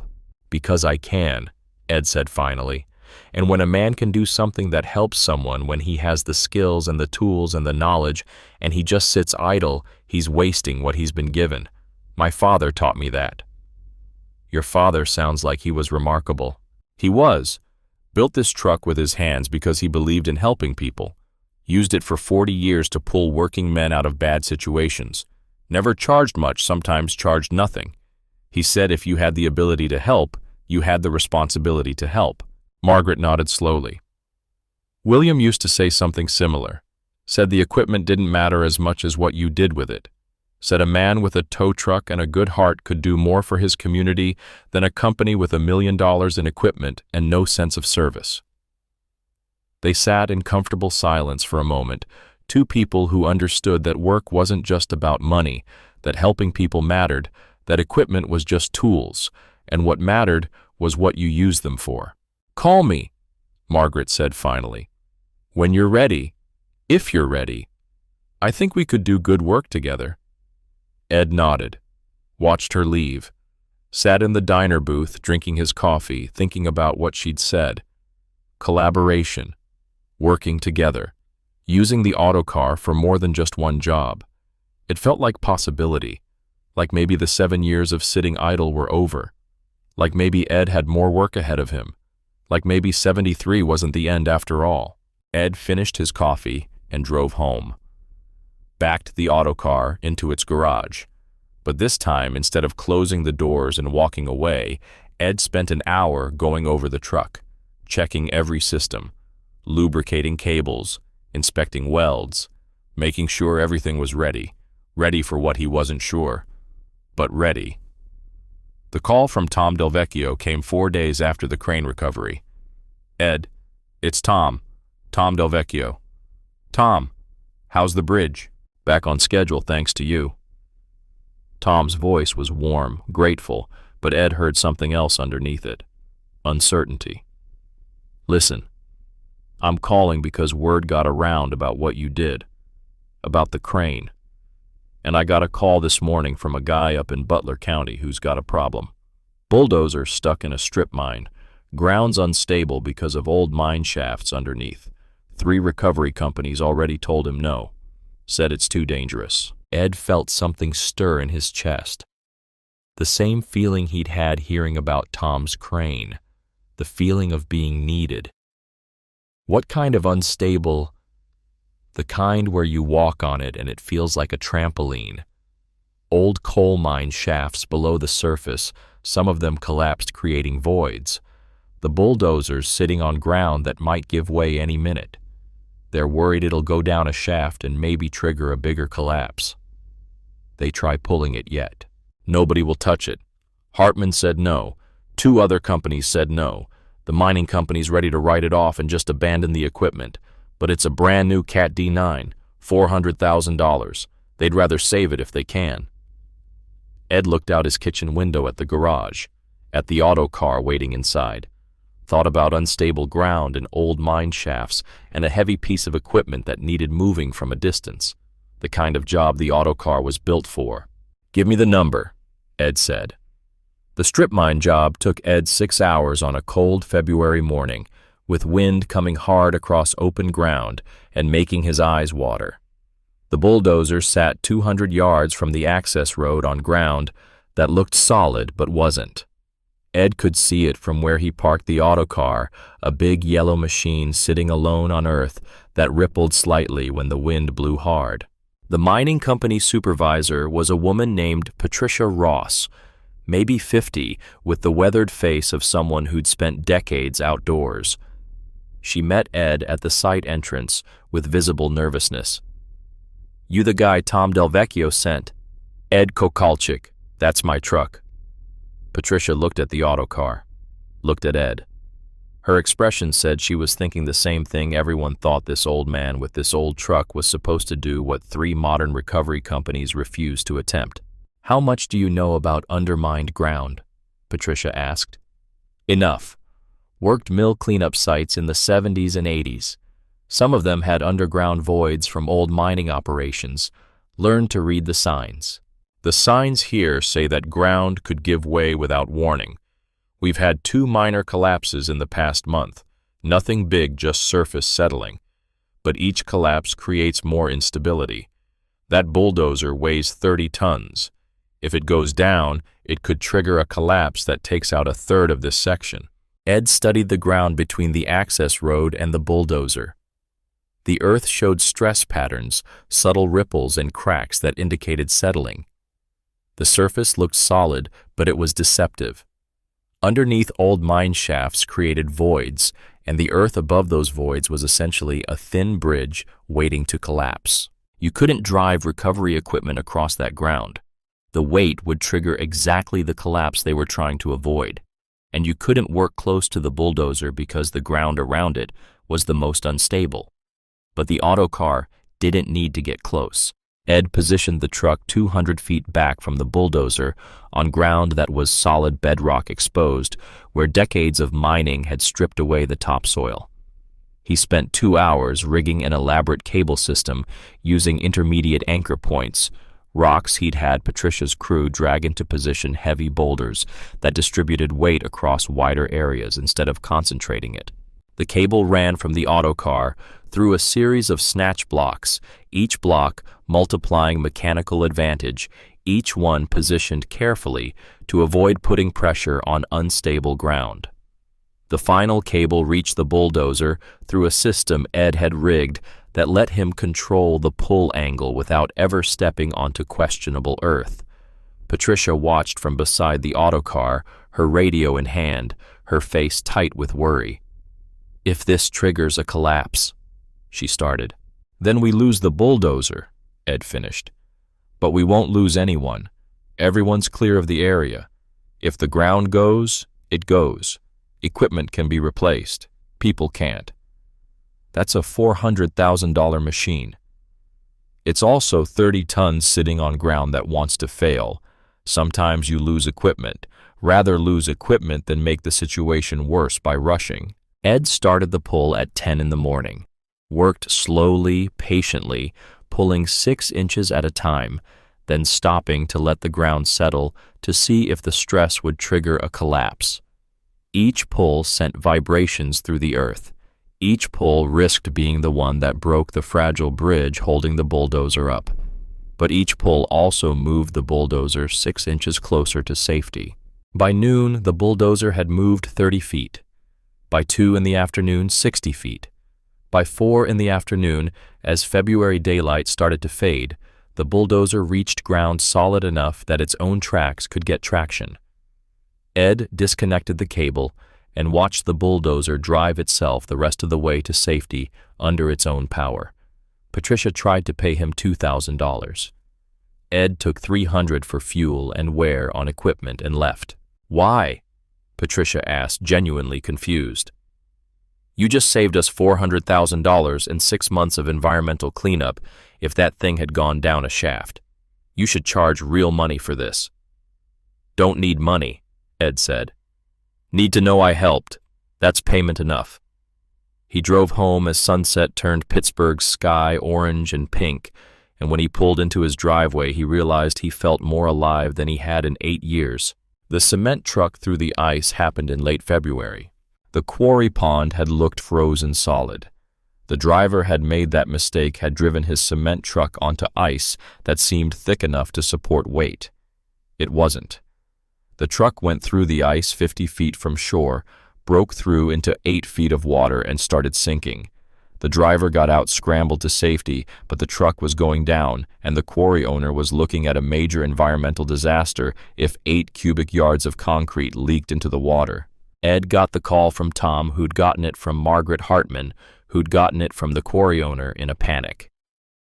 "Ice is too thin for standard recovery equipment," Margaret told Ed over the phone. "My crane would go right through.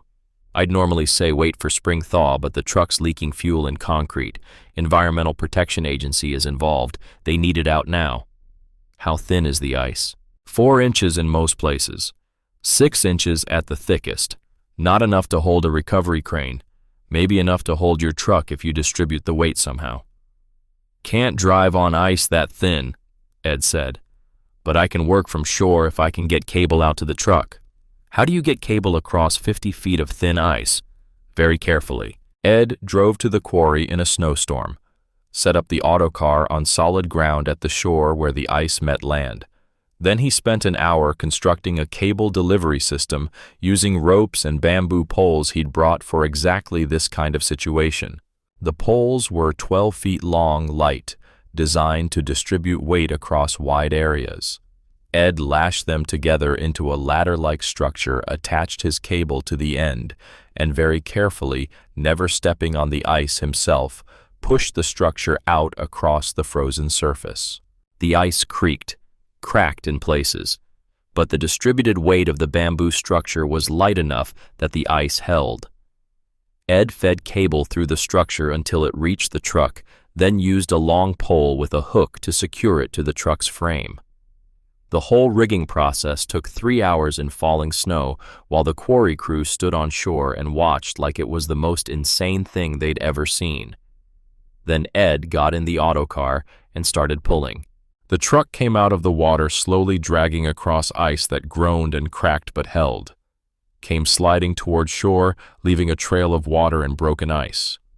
When it reached solid ground, Ed disconnected, coiled his cable, and drove away, while the quarry crew stood in falling snow and stared. This time, when they tried to pay him, Ed took nothing at all. "Why?" the quarry owner asked, holding out $500 that Ed wouldn't take. "This is your job. You should be paid." "Don't need the money," Ed said. "You look like you need it more than I do." The quarry owner had looked at Ed like he was from another planet. Maybe he was. Maybe Ed was from a time when helping people mattered more than collecting payment, when doing good work was its own reward. March brought a semi that had rolled down an embankment on Route 19. The truck had gone off the road in icy conditions, rolled twice, and ended up 100 feet down in a ravine. The driver had survived with minor injuries, but the truck was wedged between trees in a position where standard recovery equipment couldn't reach it. Ed rigged from above using trees as anchor points, working angles that let the autocar's boom height pull from safety, while the truck unwedged itself and climbed the embankment under cable guidance. April brought a crane that had tipped in soft spring ground, much like Tom's original problem, but in a different location. Ed pulled it, using the same techniques, the same patient approach, the same understanding that power wasn't the answer when position and patience were available. May brought an excavator stuck in protected wetland, where environmental regulations prohibited heavy equipment from entering. Ed worked from the wetland's edge, never crossing into protected territory, using his cable reach to extract the excavator without disturbing sensitive habitat. Each job was different. Each job was impossible by conventional standards. Each job, Ed's truck and Stefan's design and Ed's knowledge combined to solve what modern equipment couldn't. And each job word spread a little further. The story of the old man with the old wrecker who could pull equipment from situations where modern recovery companies feared to go. Ed never advertised, never sought work. The jobs found him. Through word of mouth, through contractors calling each other, through the network of construction and recovery people who all knew each other and all shared stories about the last resort wrecker. The truck you called when everything else had failed. Ed charged almost nothing, sometimes a few $100s for fuel and wear on equipment, often nothing at all. The money didn't matter to him. The pension from 42 years at Jones and Laughlin Steel was enough. The house was paid off. Mary's life insurance sat in the bank untouched because Ed had never needed it. What mattered was the work, the feeling of being useful, the knowledge that Stefan's truck was still doing what Stefan had built it to do. Margaret Hartman called after the excavator job in May. "Ed, you need to charge real money for your work. What you're doing is worth thousands per job. You're leaving money on the table." "Don't need money," Ed said. Same answer he'd given her before. Same answer he'd give anyone who asked. Then why do you do it? Ed had thought about that. Thought about it a lot during the quiet evenings in his kitchen, during the times when he sat at Stefan's table and remembered his father's hands building that table, remembered Mary painting the cabinets, remembered a life that had been full and was now mostly empty except for the work. "Because I can," Ed said finally. "Because I have the ability to help people, and when you have that ability, you have the responsibility to use it. My father taught me that. Spent 40 years living it. I'm just trying to do the same." Margaret was quiet for a long moment. Then her voice came back softer. "You remind me of William, my husband, before the business got big and complicated, back when he just wanted to help people get unstuck, back when it was about service instead of profit." "Your husband sounds like he was a good man." "He was." Margaret's voice carried weight grief that time had softened but not erased. "I wish you could have met him. I think you two would have understood each other." After the call, Ed sat in his kitchen and thought about William Hartman, a man he'd never met but somehow knew. A man who'd built a recovery business because people needed help, who'd started with service and ended with profit and maybe regretted that transformation. Ed understood. The world pushed you toward profit, toward charging what the market would bear, toward treating helping people as a business transaction instead of a responsibility.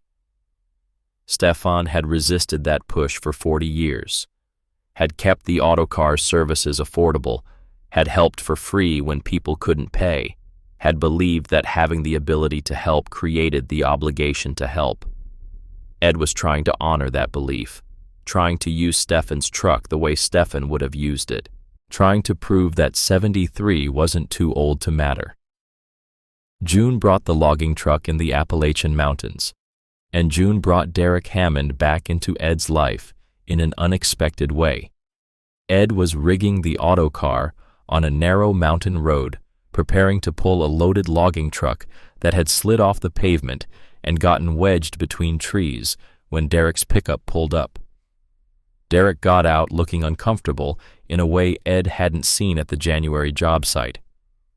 "Mr. Kokalchik," Ed looked up from securing a shackle. "Derek, I came to—" Derek struggled with the words, his engineer's precision failing him when it came to emotions. "I came to say I was sorry for the way I acted at the Del Vecchio site, for what I said about your truck and your methods. I was wrong." Ed straightened carefully, his back protesting after an hour of bending and lifting. "You weren't wrong about the engineering. You just weren't thinking about all the variables." "I was arrogant," Derek said flatly. "Thought I knew everything because I had the degree and the modern equipment. You proved that experience matters as much as education, maybe more in some situations." Ed studied the younger man, saw genuine humility there, saw someone who'd been forced to reevaluate what he thought he knew. "Engineering school teach you everything?" Ed asked. "No, it taught me theory, principles, how things should work under ideal conditions. But the real world isn't ideal conditions." "No, it's not." Derek looked at the logging truck wedged between trees. "Can I ask how you know when to pull and when to wait? When the angle's right and when it's not? You don't have load calculators or computer models or any of the tools I was taught to rely on." "I feel it," Ed said. "Through the cable, through the truck. 42 years working in steel mills, you learn to sense stress in metal, learn to know when something's about to give and when it'll hold. That's not engineering." "No," Ed agreed. "It's experience. Engineering tells you what should work. Experience tells you what will work. Both matter. You need both." Derek nodded slowly, processing that. Then he said something Ed hadn't expected. "Will you teach me how to read ground conditions the way you do, how to feel stress in cable, how to solve problems the way you solve them?" Ed looked at Derek. At the MIT graduate with the professional engineer's license who'd spent 10 minutes being dismissive in January and had apparently spent 5 months thinking about what he'd seen. "Why?" Ed asked. "Because I'm good at what I do, but watching you work made me realize I'm only good at one kind of problem. The problems that fit the engineering I was taught. You handle problems that don't fit any model I've seen. I want to be better than I am, and I think you can teach me how." Ed studied Derek's face, saw sincerity there, saw someone genuinely trying to improve, willing to admit he didn't know everything, humble enough to ask for help. "All right," Ed said. You can help me with this logging truck. I'll explain what I'm doing and why. But you have to listen, not argue. Can you do that? Yes, sir. They worked together through the afternoon, Ed explaining his process, why he chose certain anchor points, how he evaluated ground stability, why cable angle mattered more than pulling force, how to read stress and rigging by sound and vibration instead of load sensors. Derek listened, asked questions, took notes in a small notebook he'd brought, treated Ed's knowledge with the same respect he'd give a textbook, learning that experience and wisdom couldn't be downloaded or studied, only earned through years of doing the work. When they got the logging truck unstuck and back on the road, Derek shook Ed's hand. "Thank you," Derek said. His voice was sincere. "I learned more today than I learned in 4 years of engineering school. Different things, but valuable things." "Don't dismiss what school taught you," Ed cautioned. "Engineering principles matter. You need the math and the theory. Just add what experience teaches. Make yourself more complete." Derek nodded. "Can I call you for future jobs where unconventional approaches might help?" "If you need help," Ed said, "I'll come." Derek left.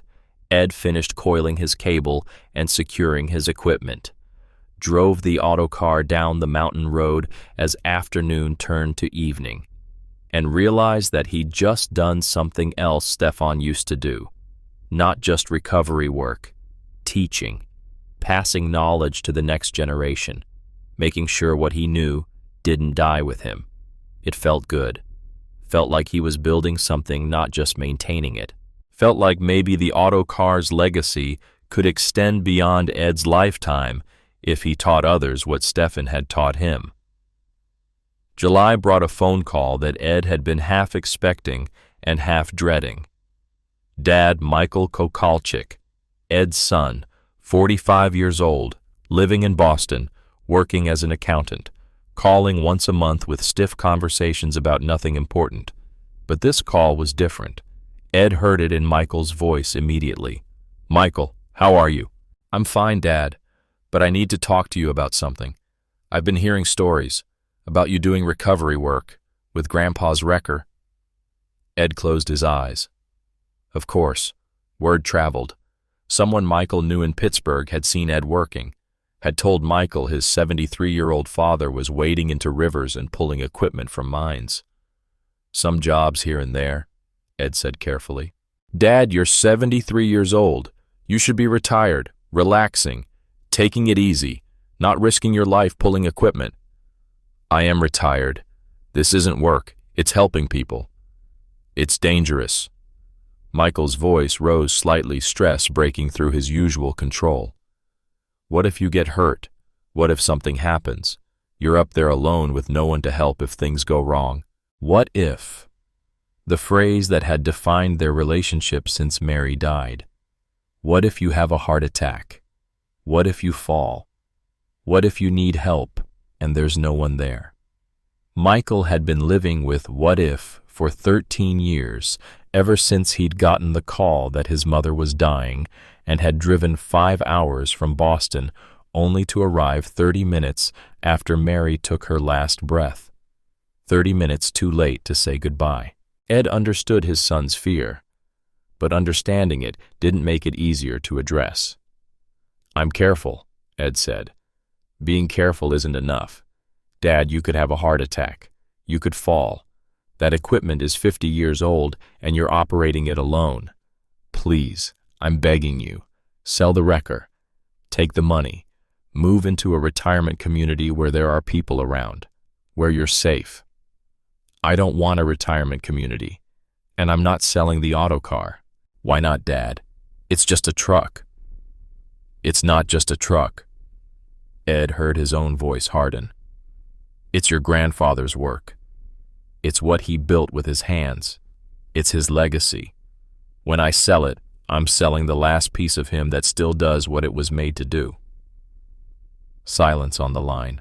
"Michael," Ed said softer now. "I know you worry. I know you're scared something will happen to me the way something happened to your mom. But I need you to understand something. For 7 years after your mother died, I sat in this house doing nothing, felt useless, felt like I was just waiting to die.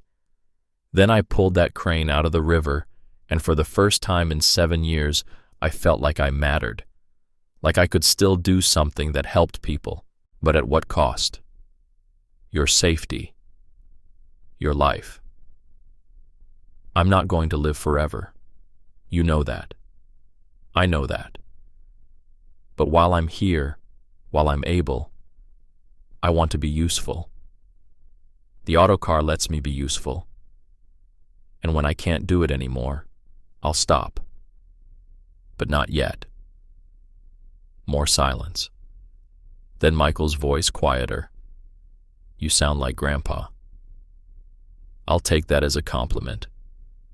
Michael sighed, long and defeated. Just promise me you'll be careful. Please. I promise. Call me more often. Let me know you're okay. I will. After they hung up, Ed sat at his kitchen table for a long time thinking about his son, about the distance between them, geographical and emotional, about how that distance had started the day Mary died and Michael arrived too late. Some wounds never healed completely. You just learned to live with them. The summer of 1998 brought more jobs. Ed lost track of how many. A forklift that had tipped in a warehouse, a van that had rolled into a creek, construction equipment stuck in mud that had turned out to be softer than anyone expected. Each call, Ed fired up the autocar. Each call, he drove out and did what needed doing. Each call, he proved that Stefan's engineering still worked, that old knowledge still mattered, that experience and patience could solve problems power couldn't touch. By August, people in Pittsburgh's construction and recovery industries had a name for Ed's operation. They called it the last resort wrecker, the truck you called when everything else had failed, when the situation looked impossible, when standard equipment and standard approaches wouldn't work. Margaret Hartman started joining Ed on some of the jobs. Not to help Ed still worked alone, still insisted on doing the rigging himself, but to watch, to learn, to understand the methods Stefan had developed and Ed had refined. You're building a legacy, she told him in September after they'd extracted an excavator from wetland without disturbing protected habitat. People talk about you, about the old man with the old truck who does the impossible. I'm not building anything, Ed protested, just using what my father built. It's more than that. You're proving something important, that old methods still work, that experience matters, that you don't need the newest, biggest, most expensive equipment to solve hard problems. That's valuable. That's worth preserving. Ed didn't know what to say to that. I've been thinking, Margaret continued, about what happens when you decide to stop. Not saying you should stop just thinking about the future. Would you consider donating the autocar to a museum? The Heinz History Center has a Pittsburgh Industrial Heritage exhibit. Your truck would fit perfectly. You think people would want to see an old wrecker? I think people need to see it.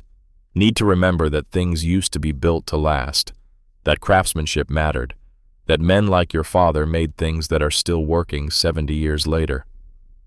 Margaret looked at Ed seriously. Your father's work deserves to be remembered. You deserve to be remembered. Ed looked at the autocar sitting on the job site with its boom-raised cable system rigged, everything ready to work. Looked at the machine Stefan had built by hand in a garage 70 years ago. I'll think about it, Ed said.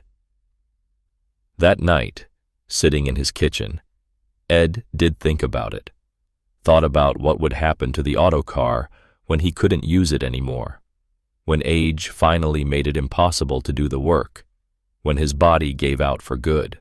The truck would sit in the garage, would sit there the way it had sat for 7 years before the crane job, would eventually be sold for scrap or given away or forgotten, unless Ed did something different, unless he made sure Stefan's work was preserved. A museum made sense. Let people see what Stefan had built. Let them understand what was possible when a working man with skills and determination made something meant to last. Ed would think about it more, would talk to the history center, would make sure that when his time was done, Stefan's work lived on. But not yet. Not while Ed could still drive the truck, still rig the cables, still do the work. Not while he was still useful. The call from Tom Delvecchio came on a Tuesday morning in November, 10 months after Ed had pulled Tom's first crane from the river. "Ed, I need help." Tom's voice was tight, stressed. Ed heard something in it that made him sit up straighter. "What's wrong?" "Small crane went into the river, same general area as last time, different spot. It's stuck, and the recovery company can't get close enough. I know it's asking a lot. I know I already owe you more than I can repay. But I'll be there in an hour," Ed said without hesitation. He was pulling on his boots when the pain hit. Not pain. That word was too small. This was something else. Something that made pain look trivial. Like someone had reached into Ed's chest and grabbed his heart with a fist and squeezed. Squeezed until Ed couldn't breathe, couldn't stand, couldn't do anything but grab the kitchen table and try not to fall. The pain radiated down his left arm, making it go numb, up his neck into his jaw, through his chest like a hot knife. Heart attack. Ed knew it immediately. 42 years working in steel mills, you saw men have heart attacks. Knew what they looked like, knew what the survivors said about how it felt. Ed managed to get his phone out of his pocket, managed to dial 911, managed to stay conscious long enough to give his address to the dispatcher, managed to unlock his front door so the EMTs could get in. Then he sat down on his kitchen floor, back against the cabinets Mary had painted yellow, and wondered if this was how it ended. 10 months of feeling useful again. 10 months of doing work that mattered. Then his heart gave out because he was 73 years old and bodies didn't last forever.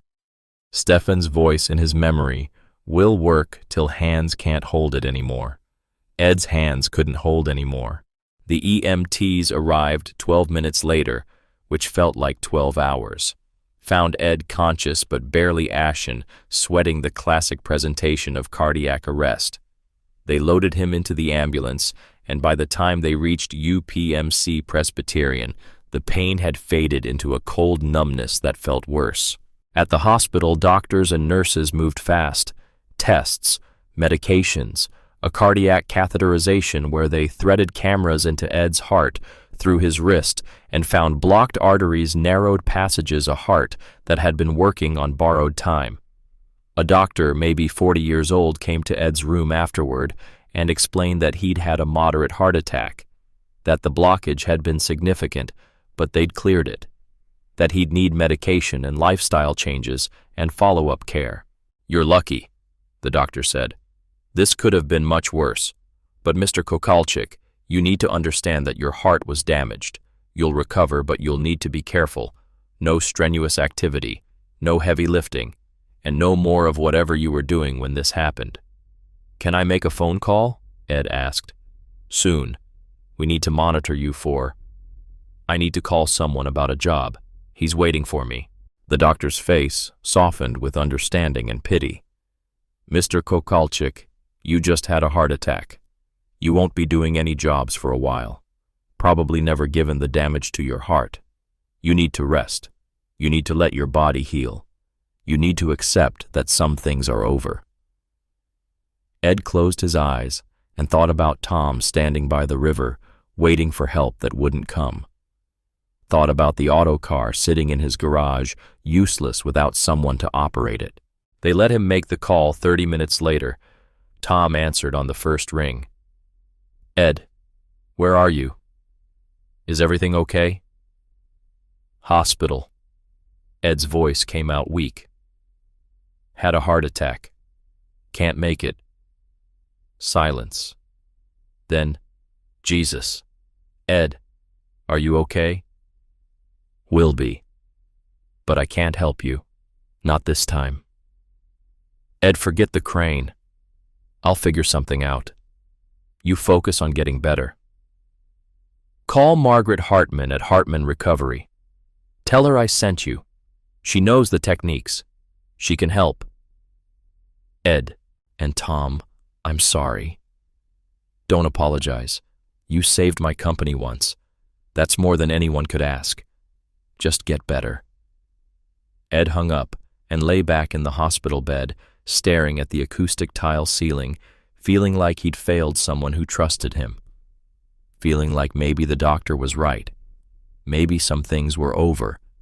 Maybe 73 was too old after all. Michael arrived the next morning looking exhausted and terrified. Must have driven through the night from Boston. "Dad, you didn't need to come," Ed said, though he was glad his son was there. "Of course I did." Michael pulled a chair close to the hospital bed. "The doctor said it was moderate, that you'll recover with rest and medication, but Dad," his voice cracked, "you can't keep doing this. You can't keep pushing yourself. You can't keep doing recovery work. Your heart can't take it." Ed looked at his son, saw fear there, saw love, saw the same face that had looked at him when Michael was 15 and Ed had come home from the mill with a broken arm from a crane accident. The same worried expression Mary used to wear when Ed worked double shifts. "I'm sorry," Ed said. "Don't apologize. Just promise me you'll stop. Sell the wrecker. Please, move somewhere with support. Let me help take care of you." Ed wanted to argue, wanted to say he wasn't done, wasn't ready to quit. But he'd just had a heart attack, was lying in a hospital bed feeling weak and old and broken. What could he say? That he'd ignore doctor's orders and keep doing dangerous work until his heart gave out completely. "I'll think about it," Ed said quietly. "Dad?" "I'll think about it," Ed repeated. "I promise. That's all I can give you right now." Michael nodded, not satisfied but accepting what he could get. They sat in silence for a while, father and son connected by blood and love and all the space between Boston and Pittsburgh, between accountant and mill worker, between safety and risk. Then Michael said something that surprised Ed. "I remember Grandpa building that truck. I was really young, maybe 5 or 6. You probably don't remember, but Mom took me to the garage to watch sometimes. Grandpa let me hold the welding torch once, supervised, obviously, and I got to strike the arc. Just for a second, but it felt like magic. I remember thinking Grandpa was a wizard who could make metal do whatever he wanted." Ed hadn't known that. Hadn't known Michael had any memories of Stefan at all. Stefan had died when Michael was 18, but Michael had been away at college, and the relationship had never been close. "He would have liked knowing you remembered that," Ed said. "I think about it sometimes, about how he built something that lasted, something that still works 50 years later." Michael looked at Ed. "You've kept it working, kept using it the way he meant it to be used. That's worth something, Dad. That matters. But you still want me to sell it. I want you alive more than I want the truck to keep working." Michael's voice was firm, certain. "I'm sorry if that's selfish, but I already lost Mom. I'm not ready to lose you too. And if keeping you alive means that truck sits in a garage forever, then that's what needs to happen." Ed reached out and took his son's hand. Felt how much Michael's hands had grown since he was 5 years old watching Stefan weld. Felt the distance between them wider than the miles between Pittsburgh and Boston. "I'm not going anywhere yet," Ed said. "But I hear you. I'll be more careful. I promise." It was the best he could offer, and Michael, looking exhausted and frightened and loving, accepted it. Ed spent 3 days in the hospital while doctors ran more tests and adjusted medications and explained what changes he'd need to make. Heart-healthy diet, regular exercise but gentle, stress reduction, follow-up appointments, and absolutely no strenuous activity, no heavy lifting, no recovery work. They released him on Friday with enough prescriptions to fill a pharmacy and instructions that felt like a prison sentence.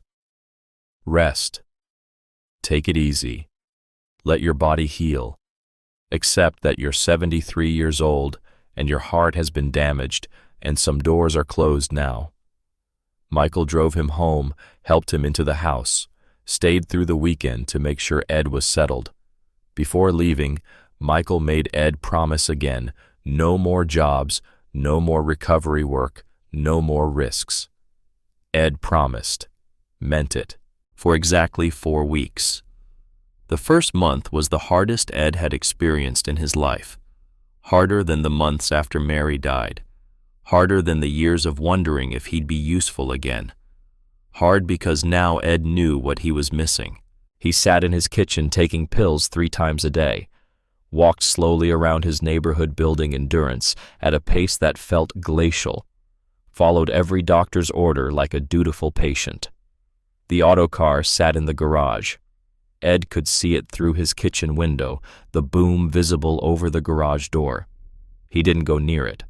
The phone rang sometimes, contractors asking for help, companies with equipment stuck in impossible positions. Ed turned them all down. I can't. Medical issues. I'm sorry. Each time he said it, something inside him died a little more. Margaret Hartman came to visit in December 2 weeks before Christmas. She brought soup her daughter had made and sat at Stefan's table with the comfortable ease of someone who'd seen hard times. How are you feeling? Old, Ed said. You've been old since I met you. I'm asking about your heart. Recovering. Doctors say I'll be fine as long as I don't do anything stupid. Margaret smiled slightly. Define stupid. Anything involving the autocar, apparently. They sat in silence for a moment, drinking coffee. 2 people who understood that some losses couldn't be replaced. I've been thinking about what you said, Ed continued, about donating the truck to the Heinz History Center. If I can't use it anymore, maybe it should go where people can see it, where it can teach something instead of sitting in my garage. You sure? No, Ed admitted. But it's better than letting it rust. Margaret nodded slowly. I have a friend who works at the History Center. I could make a call. But Ed, you don't have to decide right now. You're still recovering. Give yourself time. How much time do I have? I'm 73. Had a heart attack. Time's not exactly abundant. Time enough to heal. Time enough to think about what you want. After Margaret left, Ed sat in his kitchen watching snow fall outside his window. Thought about the autocar in the garage. About Stefan's work, sitting idle. About 10 months of feeling useful, followed by a heart attack that ended everything. Thought about what the rest of his life looked like. Taking pills, walking slowly, following doctor's orders, sitting in this house waiting to die. It felt unbearable. January arrived bringing snow and cold, and the 1-year anniversary of the day Ed had pulled Tom's crane from the Allegheny River. 1 year since Ed had felt truly alive. The phone rang. Tom Del Vecchio. Ed, how are you feeling? Better. Doctors say I'm recovering well. Good. That's good. A pause. Listen, I'm calling because something happened. Small crane went into the river again. Different spot, different circumstances, but stuck just the same. And Ed, Tom's voice became uncertain. I know you can't do it. I know the doctor said no heavy work. But I thought maybe you could tell Margaret's crew how to approach it. You wouldn't have to do the work. Just explain the approach. Ed's heart, the damaged, recovering one, beat faster. When? Today if possible. Ground's freezing hard tonight, and that might make things worse. Ed looked out the window at the garage, at the autocar sitting in shadows, at Stefan's work waiting. Doctors said no strenuous activity. Doctors said his heart needed rest. Doctors said one more heart attack might kill him, but Tom's crane was in the river, and Ed knew how to get it out. I'll be there in an hour, Ed said. Ed, I don't want you to risk. I won't pull it, Ed interrupted.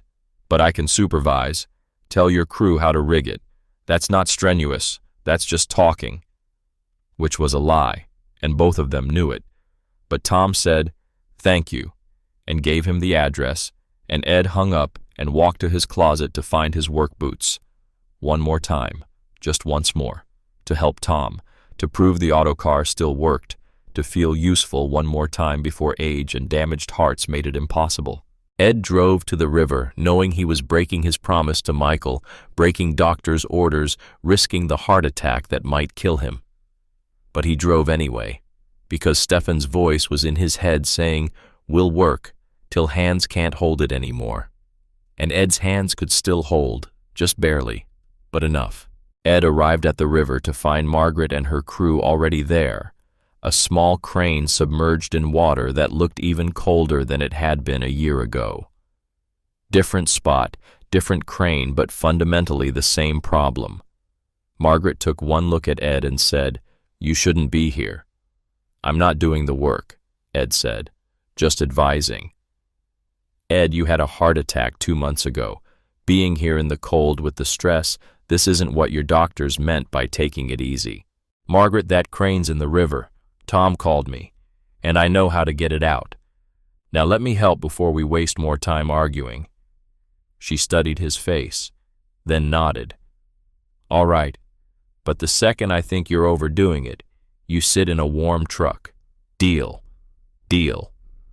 For the next 2 hours, Ed directed the recovery operation, told Derek where to position equipment, explained rigging approaches, described angles and mechanical advantages and how to work with the current instead of fighting it, stood back and let younger men do the physical work while he supervised and guided and shared everything Stefan had taught him.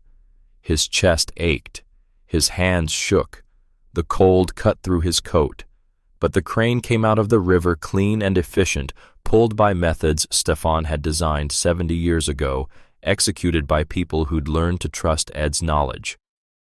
After Tom tried to pay Ed $5,000, Ed took $500 for fuel and medication costs and left.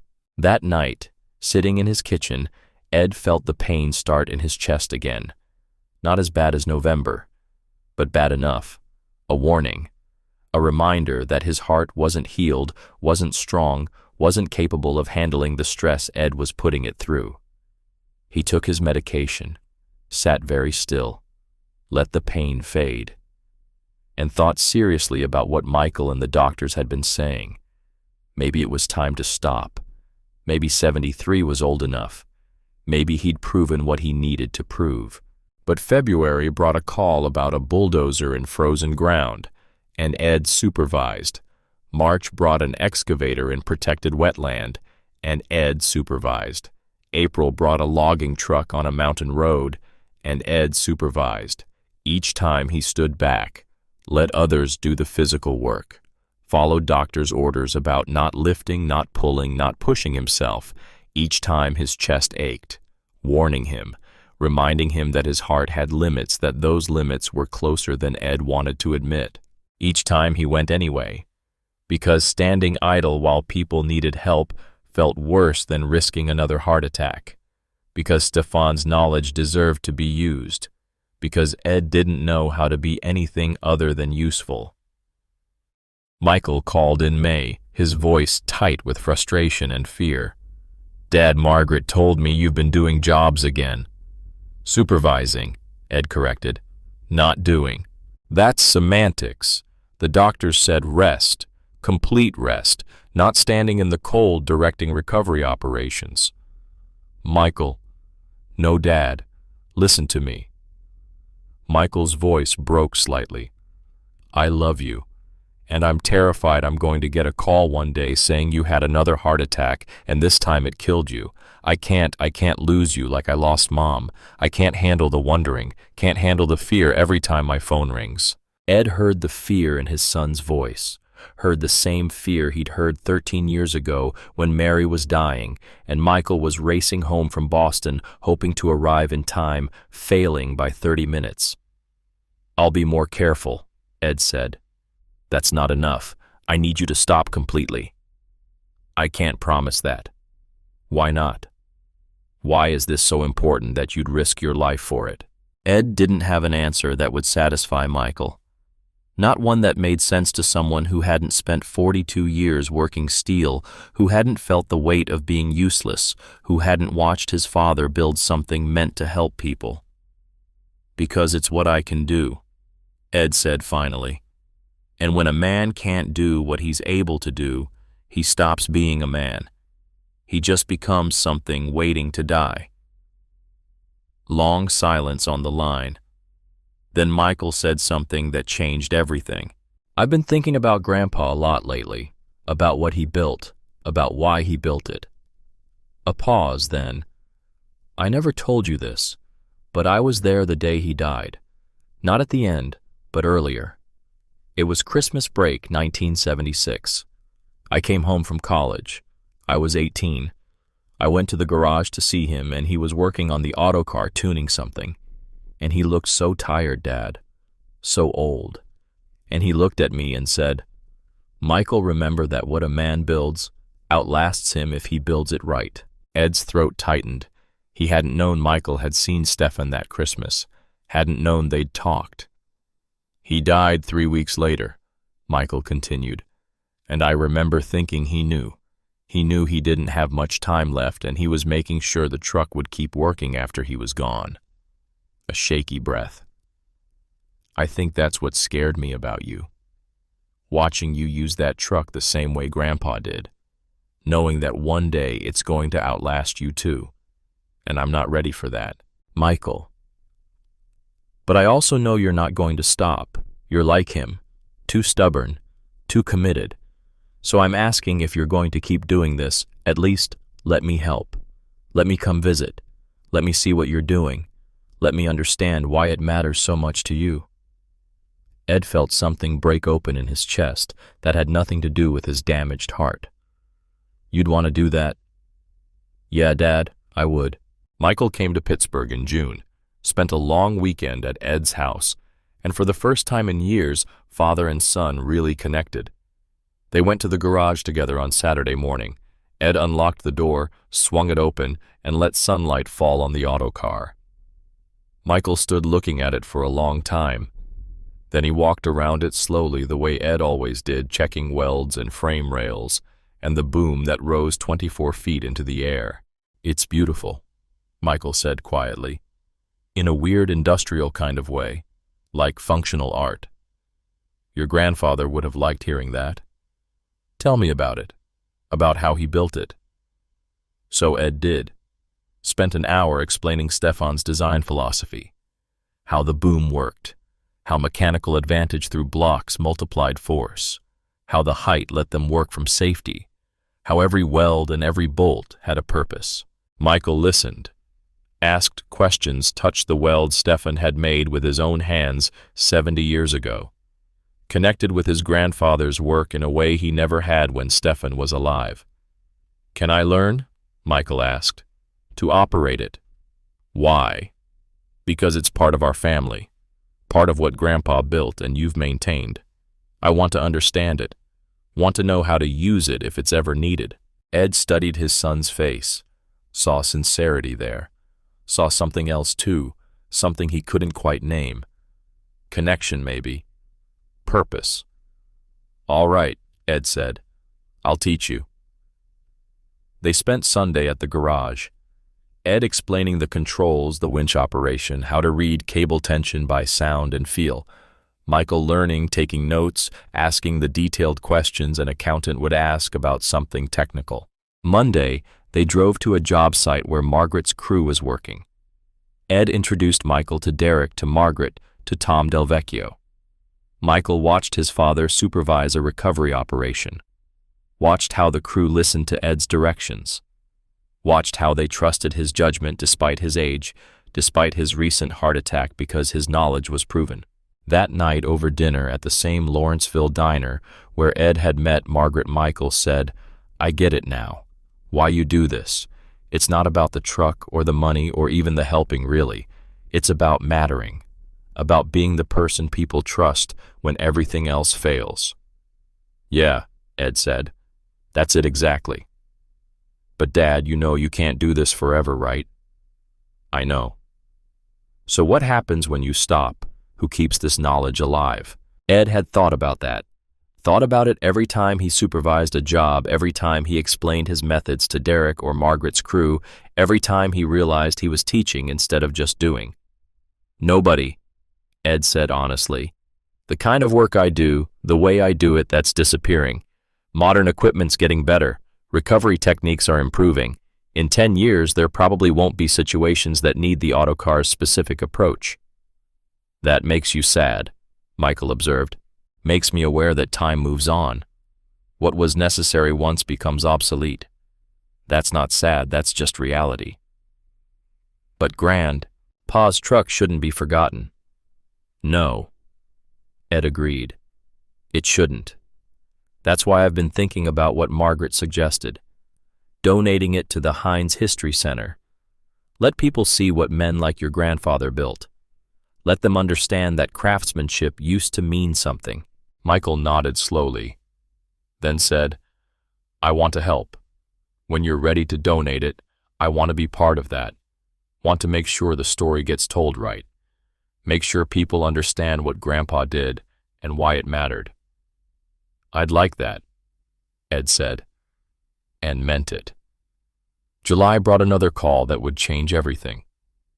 Ed was in his kitchen sorting pills into daily containers when the phone rang. Tom Del Vecchio and his voice had an urgency that made Ed stand up straight despite his aching knees.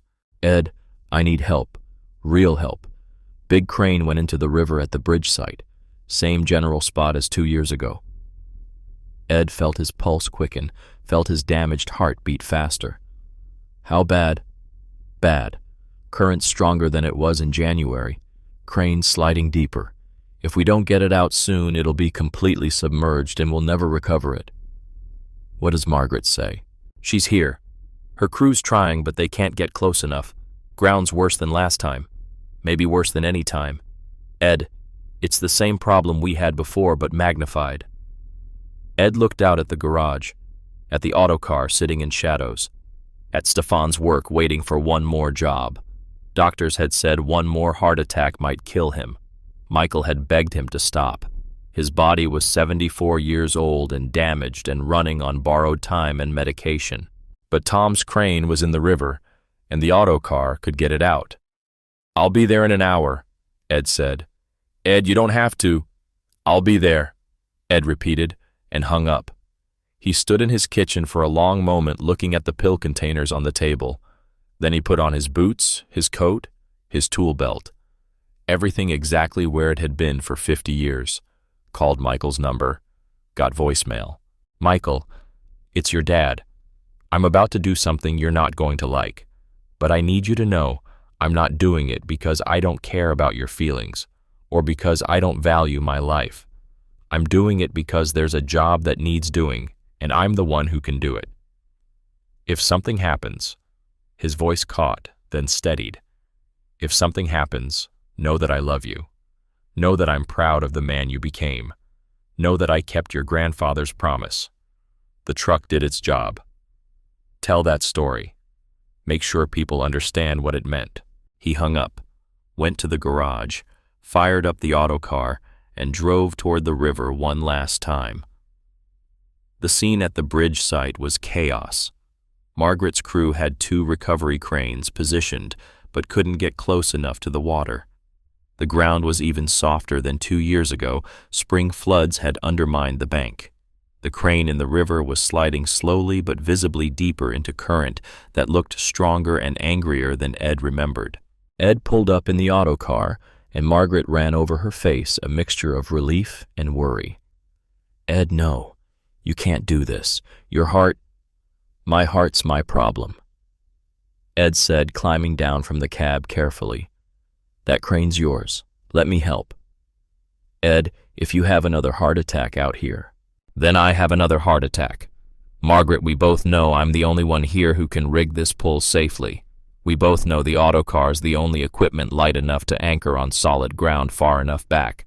And we both know if we waste time arguing that crane's going to sink too deep to save. She stared at him, saw the determination in his face, made a decision. Tell me what you need. Ed spent 30 minutes surveying the site, his chest already aching from the stress and the cold. The ground was worse than he'd ever seen it. The river was angrier. The crane was bigger. Everything about this job was harder than anything Ed had done before.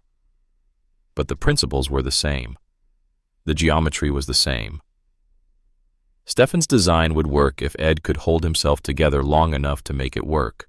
He explained to Derek and Margaret's crew how to position the snatch blocks, where to anchor, what angles to pull from. Then he climbed back into the autocar and positioned it exactly where he needed it, 100 feet back from the water on ground that was firm but barely. The crew rigged the cables following his directions. Ed supervised every connection, every knot, every anchor point. Checked them twice because this was it. This was the job that would either prove Stefan's design one final time or prove that Ed had waited too long, pushed too hard. Margaret appeared at his window. "When you start pulling, if anything looks wrong, you tell me immediately. And Ed, if anything feels wrong, if your chest hurts, if you feel dizzy, you stop. Promise me." "I'll be careful," Ed said, which was a lie, and they both knew it. Ed started the winch.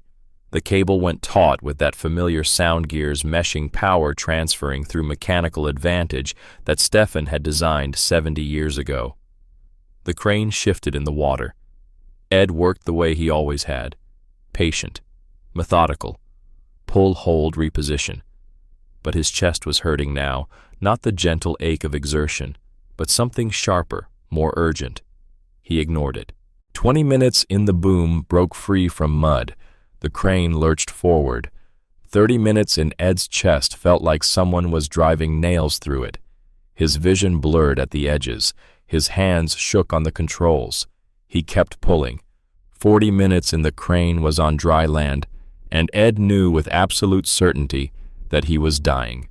He shut down the winch, set the brake, tried to climb out of the cab, made it halfway down before his legs gave out completely. He fell, caught himself on the autocar's frame.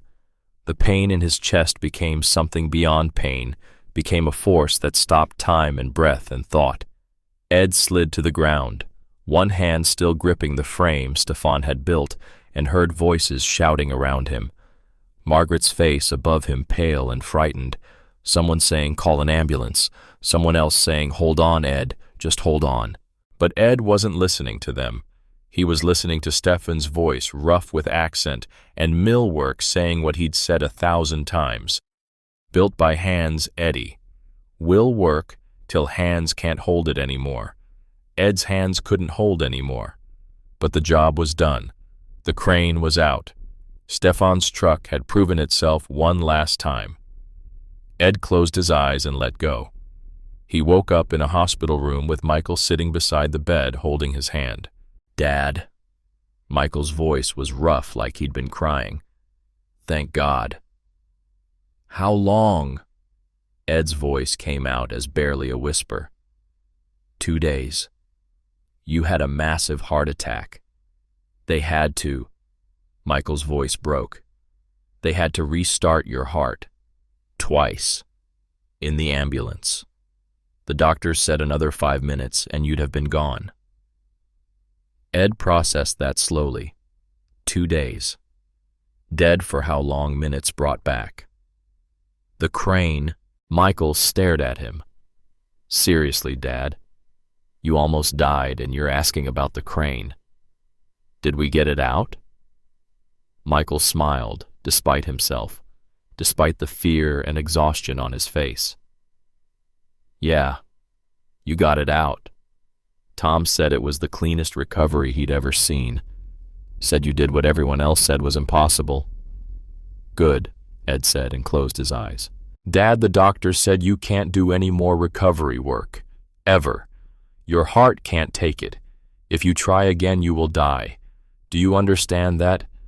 Ed opened his eyes, looked at his son, saw love and fear and exhaustion all mixed together. "I understand," Ed said. "I'm done. Promise me." "I promise." And this time Ed meant it. This time he'd gone as far as his heart would let him go. This time there was no more room for one more job, one more pull, one more time. This time was the end. Recovery took 3 months. Long months of medication and cardiac rehabilitation and slowly rebuilding strength. Michael stayed the first 2 weeks, then flew back to Boston with Ed's promise to call every day, to follow every doctor's order, to accept that some things were over. Ed kept his promise, took his pills, attended rehab, walked slowly around his neighborhood, followed the meal plan, rested, and thought about the autocar sitting in his garage doing nothing. Margaret visited every week, brought updates on jobs her crew was handling, told Ed that Derek had started teaching his recovery teams the techniques Ed had shown him. That word had spread about the old man who'd pulled one final crane before his heart gave out. That people were calling it legendary, the kind of story that would get told for decades. "You've changed things," Margaret told him in September. "People talk about you, about what you proved, about how old knowledge and old equipment solved problems modern approaches couldn't touch. That matters, Ed. That's a legacy." "Maybe," Ed said. In October, Michael came back to Pittsburgh, brought his daughter Elena, Ed's granddaughter, who was 8 years old and had never seen the autocar. They went to the garage together on a Saturday morning. Ed unlocked the doors, and Elena gasped when she saw the truck. "It's huge. 24 feet to the top of that boom," Ed said. "Your great-grandfather built it with his hands, every weld, every piece all by hand." Elena walked around it slowly, touching the frame, looking up at the boom with wonder. "It's like a superhero truck." "Kind of," Ed agreed. "Why doesn't it work anymore?" "It works fine," Ed said. "I'm the part that doesn't work anymore." "Because your heart's tired." "Yeah, sweetheart, because my heart's tired." Elena looked at him seriously with her mother's eyes. "Grandpa, if you can't use it, what happens to the superhero truck?"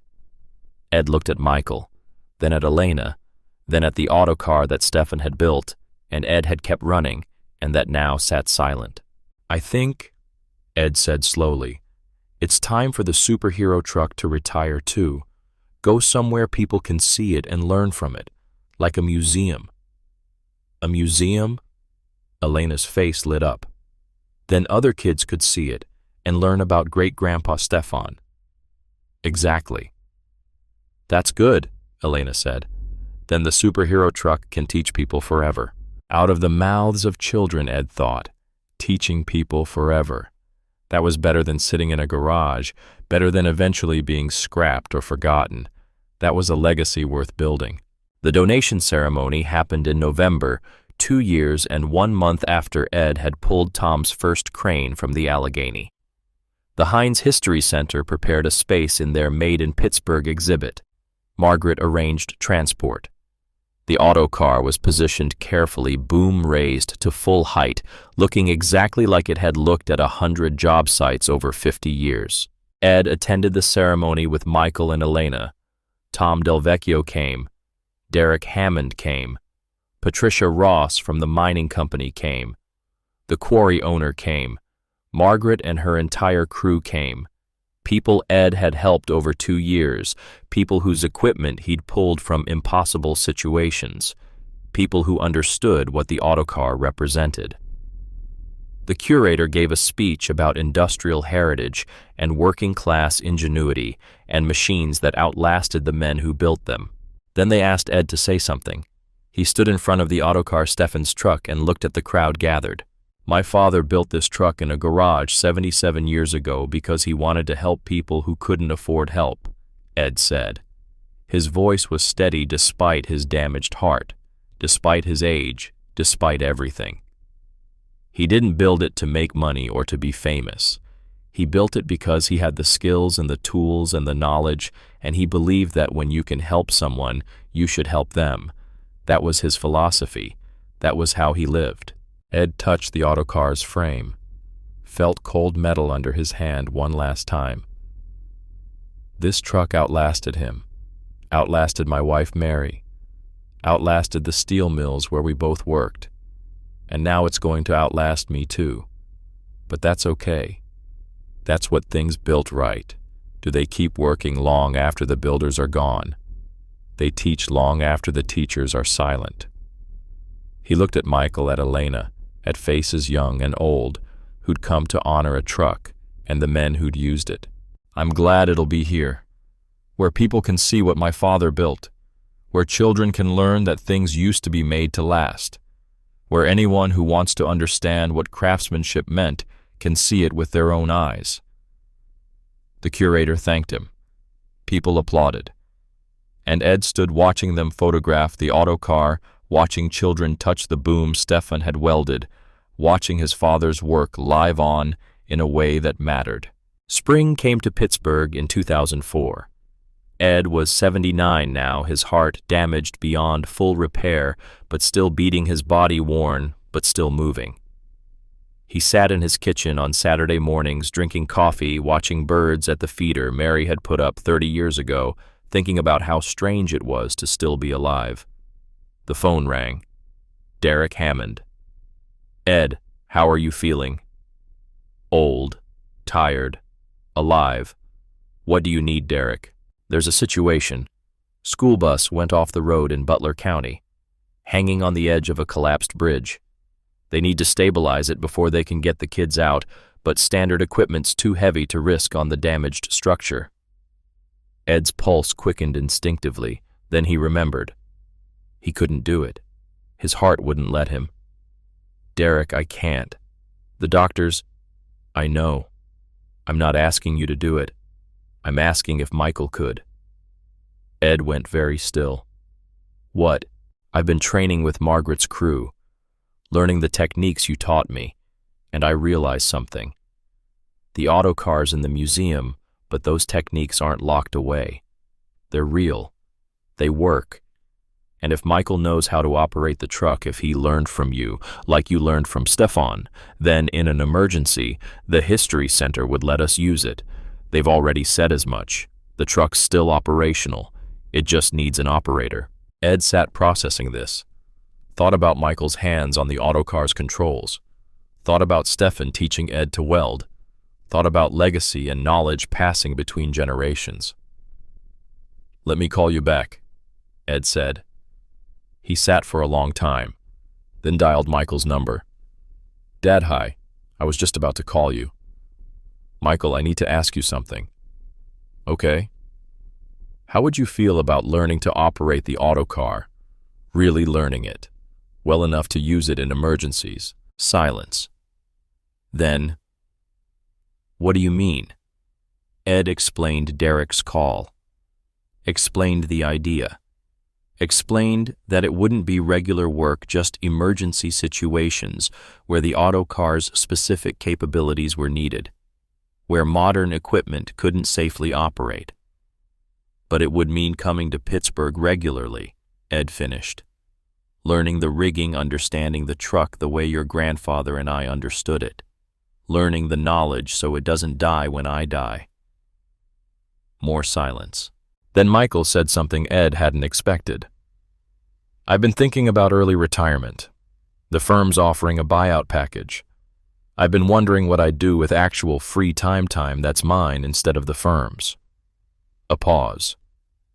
This might be my answer, Dad. Learning what Grandpa and you knew. Keeping that knowledge alive. Yeah, I'd like that. Michael came to Pittsburgh in April. For 2 months, Ed taught his son everything Stefan had taught him. How to read ground conditions, how to rig cable systems for maximum mechanical advantage, how to feel tension in steel by sound and vibration instead of load sensors, how to work with weight instead of fighting it. They sat in Ed's kitchen drawing diagrams, drove to the History Center and studied the autocar with the curator's blessing. Talked for hours about angles and leverage and the physics of recovery work that couldn't be reduced to equations. In June, Derek called with a small job. Nothing dangerous, just a car stuck in a position where standard towing wouldn't work safely. The History Center released the autocar for the day. Michael, supervised by Ed and Derek, rigged the pull, operated the winch, recovered the car cleanly. When it was done, Michael stood next to the autocar hands, shaking slightly, and said, "Now I understand why you did this, why Grandpa built this. It's not about the equipment or the technique. It's about knowing you can solve problems other people can't, about mattering." "That's exactly it," Ed said. Ed Kokalchik died in his sleep on November 14, 2004, 3 weeks after his 79th birthday. His heart damaged by 2 heart attacks, and 42 years of mill work and 79 years of living simply stopped. Michael found him the next morning peaceful in his bed, the way Mary had looked when the cancer took her. The funeral was at the same Polish church where Ed and Mary had married. 200 people came. Steel workers who remembered Stefan, contractors Ed had helped, people whose equipment he'd pulled from impossible situations, Margaret Hartman, Derek Hammond, Tom Delvecchio. The autocar, by special permission from the Heinz History Center, was driven to the funeral by Michael. It sat in the parking lot during the service boom raised to the sky, a monument to 3 generations of men who'd believed in building things that lasted. At the reception, Derek approached Michael. "Your father changed my life, made me better at what I do. I'm sorry for your loss." "Thank you," Michael said. Tom came over. "Your father saved my company, maybe saved my marriage. I wouldn't have the life I have without him." Margaret hugged Michael. "Your father was one of the finest people I ever knew, and your grandfather must have been remarkable to raise a man like that." "They both were," Michael said. Michael. The autocar returned to the History Center. A new placard was installed. "In emergency situations where this equipment's unique capabilities are required, it remains operational through the Kokalchik family." In 2005, Michael got a call. School bus on collapsed bridge. The situation Derek had described a year earlier. Michael, with Derek supervising, brought the autocar out, rigged the stabilization exactly as Ed had taught him, held the bus steady while firefighters extracted 12 children safely. When it was over, Michael stood next to the autocar and felt his father's presence like a physical thing. "We're keeping the promise, Dad," he said quietly. "The truck's still doing its job." Years later, when Michael was teaching his grandson about recovery work and problem solving, the boy asked why it mattered. Michael looked at the autocar in the museum, still strong 70 years after Stefan built it. "Because knowing how to solve hard problems with simple tools makes you better at solving any problem. And because your great-great-grandfather built something that outlasted him, and your great-grandfather kept it working, and now it's our job to make sure what they knew doesn't disappear." What did they know? That machines don't make legacies. People do. Machines just carry them forward. The boy thought about that, then touched the autocar's frame respectfully. "Can I learn?" "Yeah," Michael said. "You can learn." The autocar DC-100 still sits in the Heinz History Center today, fully operational, ready for emergencies, a monument not to machines, but to the men who built them and used them and taught others how to use them. A monument to the promise that helping people matters more than profit, that knowledge passed between generations never truly dies, that things built right outlast the builders. Stefan Kokalchik's work did exactly what he built it to do. It helped people. It lasted. And 77 years later, it still teaches the lesson that craftsmanship and service and stubborn determination to do good work can change lives and create legacies that never end.